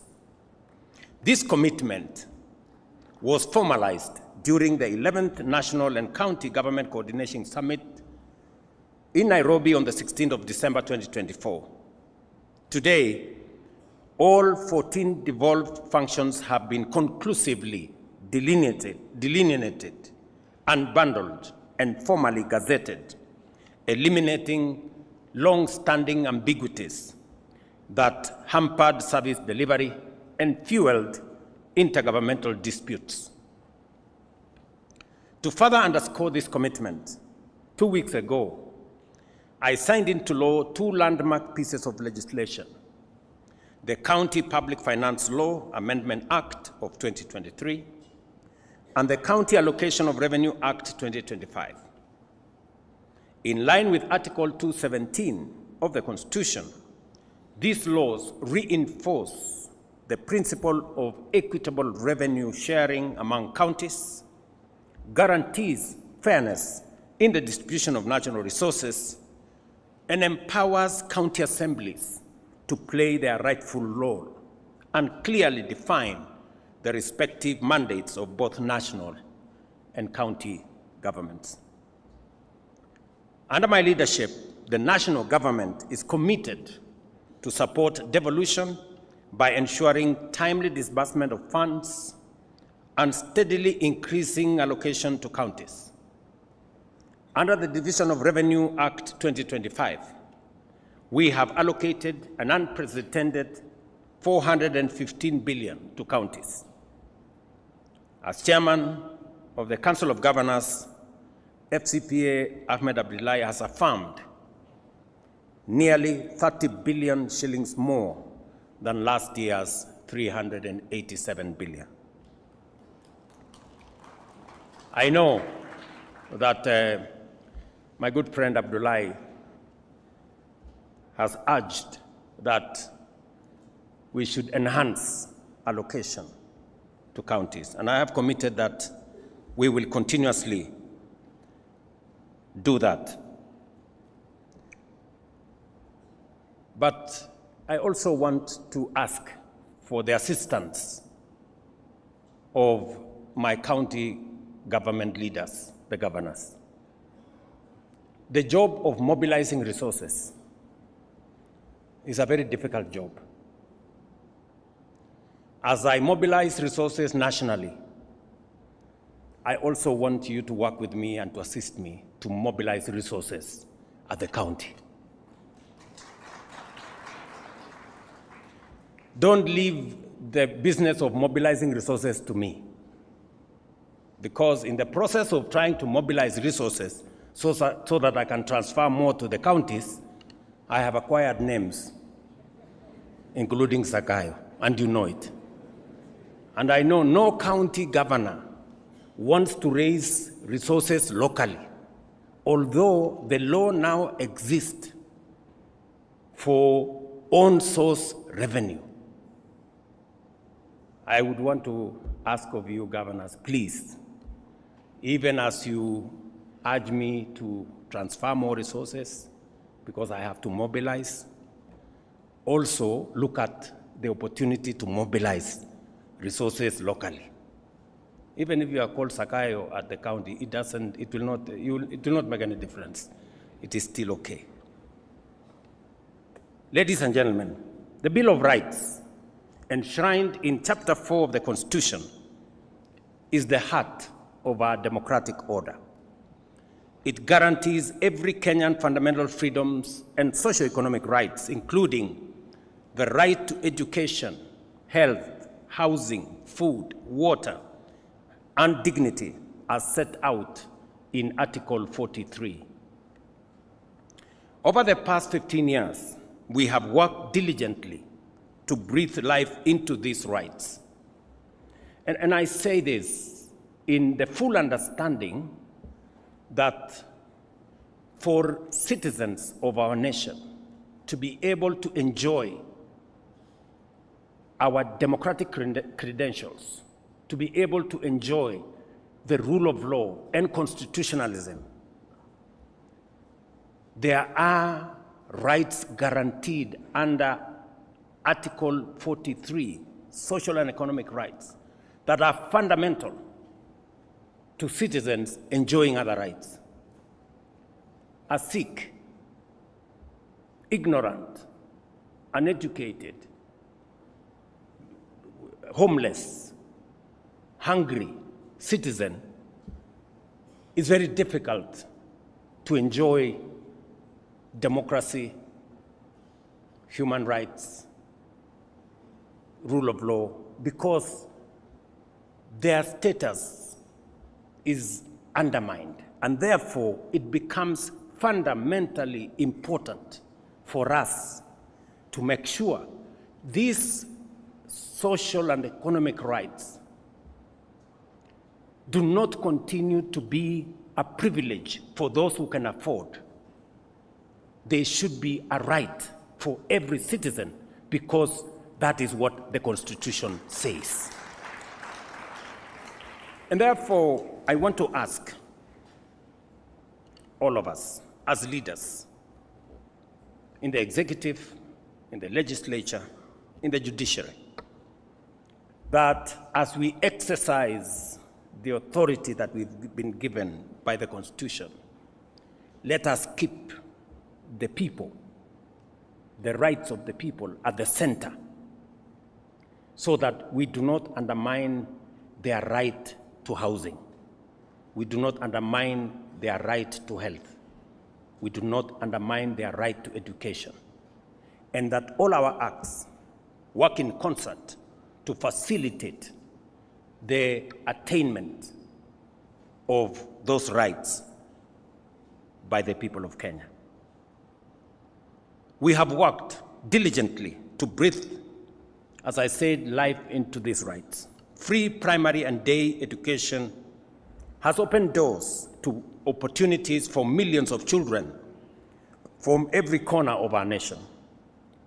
We have successfully transitioned to the competence-based education and training system, making our education more relevant, practical, and aligned with the demands of the 21st century.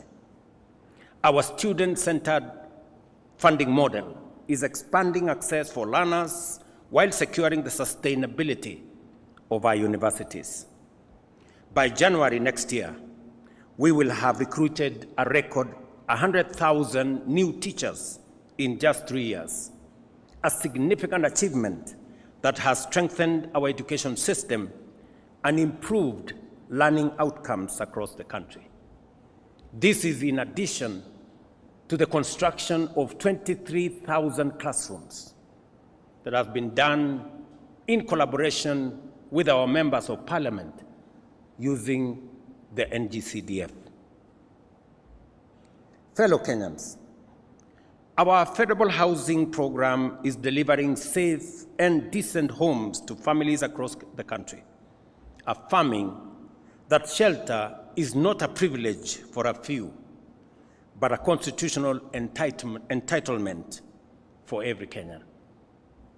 Today, over 160,000 housing units are under construction, each one providing not only a roof over a family's head, but also creating thousands of jobs for our young people, artisans, and professionals. As I committed, we will be handing over the next 5,000 units right here in Nairobi, as we do it in other counties this month. On universal health coverage, we are ensuring that illness no longer drives families into poverty, and that access to quality health care is upheld as a right of every citizen. Despite the inevitable challenges of transition, which are being systematically addressed, the progress is demonstrable and undeniable. As of today, 25.7 million Kenyans have registered with the Social Health Authority, a clear indication of confidence in this reform. Through SHA, we are delivering healthcare to millions of Kenyans in direct, practical, and impactful ways. I must commend the county governments for working in partnership for us to deliver on this commitment to the people of Kenya. Ladies and gentlemen, our independent constitution established under Chapter 15 of the Constitution are the pillars that safeguard the sovereignty of the people. the judiciary, parliament, and constitutional commissions operate independently to ensure justice is served, resources are protected, and leadership remains accountable. Yet while independent, they are also interdependent, bound together by the shared duty to uphold the Constitution and serve the public good. Parliament relies on reports from oversight agencies. The judiciary requires laws passed by Parliament, and the executive depends on checks and guidance of all institutions to deliver effectively. This balance of independence and interdependence is the genius of our constitutional design. No arm of government, no office, and no commission can claim supremacy because they are all answerable to the people.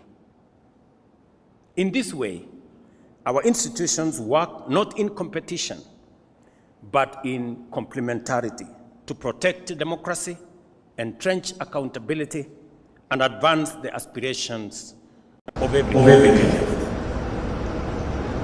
Fellow patriots, our national values set out in Article 10 of the Constitution are not only a key pillar of our constitutional order, but also the very foundation of our stability as a nation. They remind us that Kenya will always be anchored in patriotism, national unity, democracy, participation of the people, human dignity, equity, social justice, equality, non-discrimination, integrity, transparency, and accountability.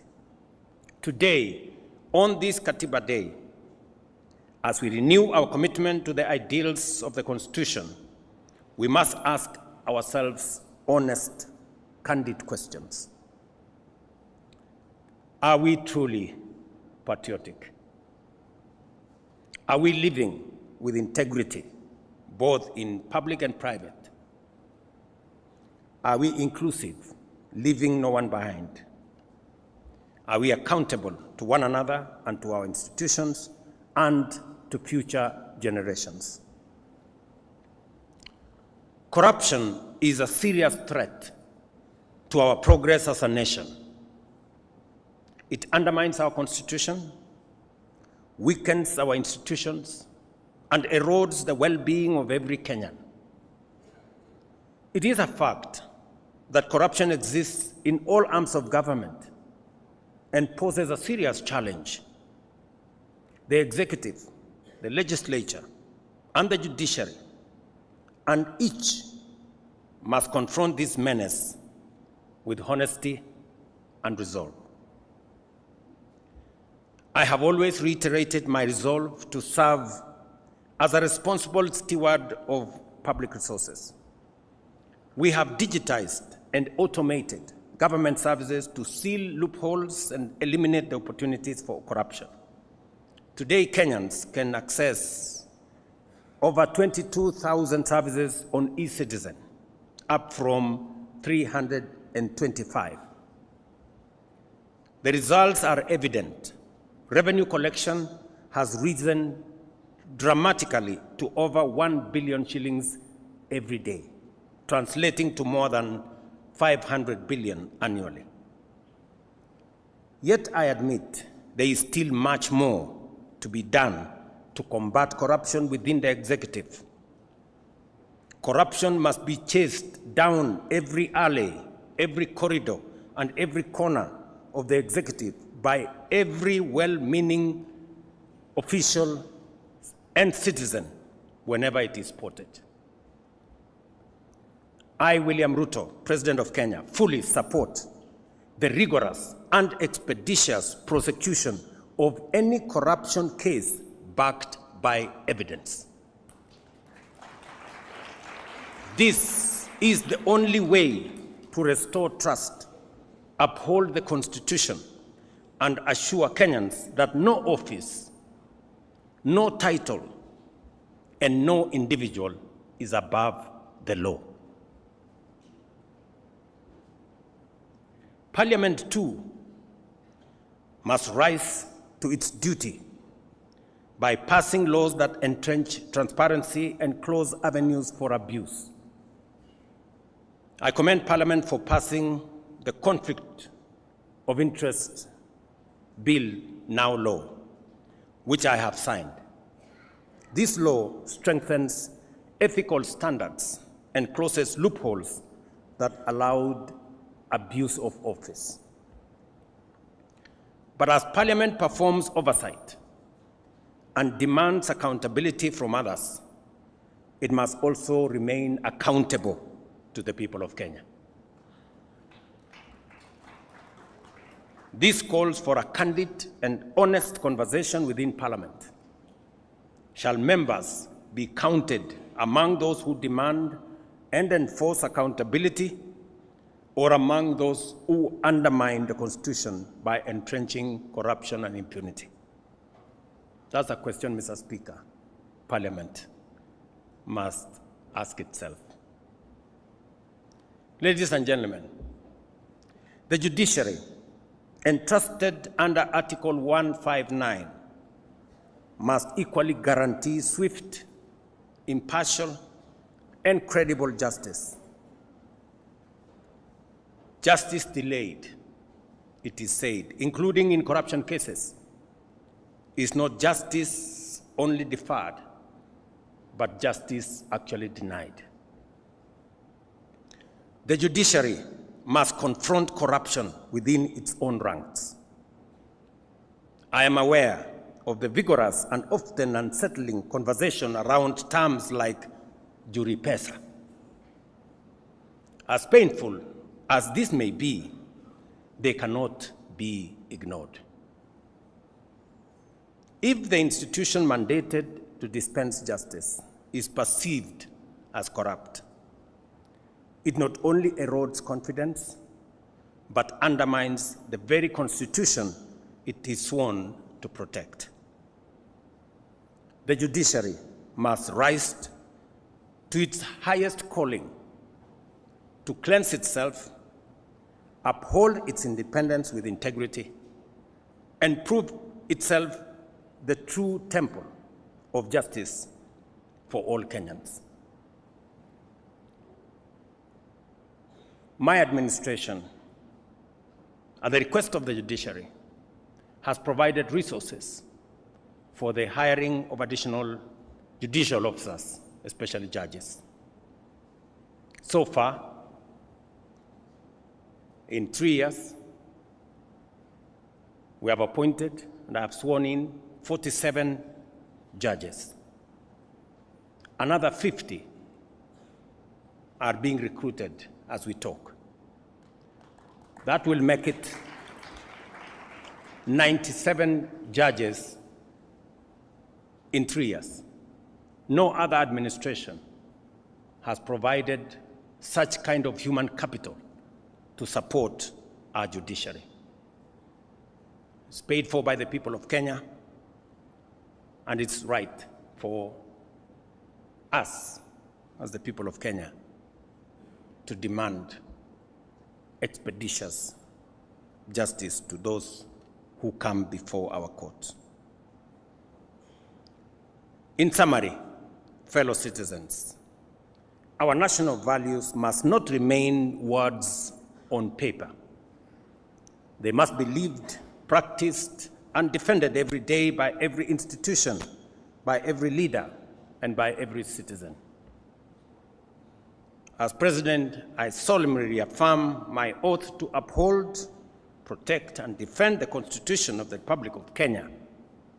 I call upon all arms of government, the executive, parliament, and the judiciary, as well as our independent institutions and every citizen of our republic, to faithfully discharge their responsibilities in fidelity to the Constitution, knowing very well that all of us are citizens of this country. Every right we enjoy comes with obligations. And those of us who have the privilege to exercise authority, we must know that authority comes with responsibility, and responsibility is accompanied by accountability. And therefore, we must act in the context of what the Constitution allows us to do. For it is not only through our shared commitment that we can secure justice, uphold democracy, guarantee the prosperity of our nation, and truly breathe life into our Constitution, but by doing it together, united as a nation. I am very happy that, though late, we have today started the journey to celebrate Katiba Day so that we can use this day to continue the robust conversation that Kenyans are used to. We have heard from the Right Honorable Raila Odinga the aspects that, in his view, require review. There are those who have other ideas.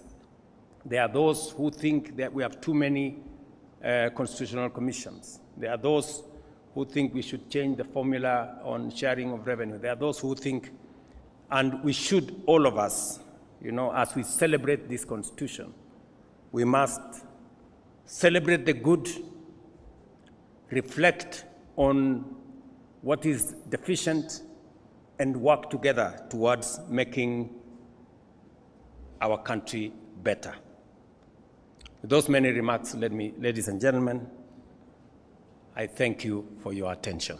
Asante sana.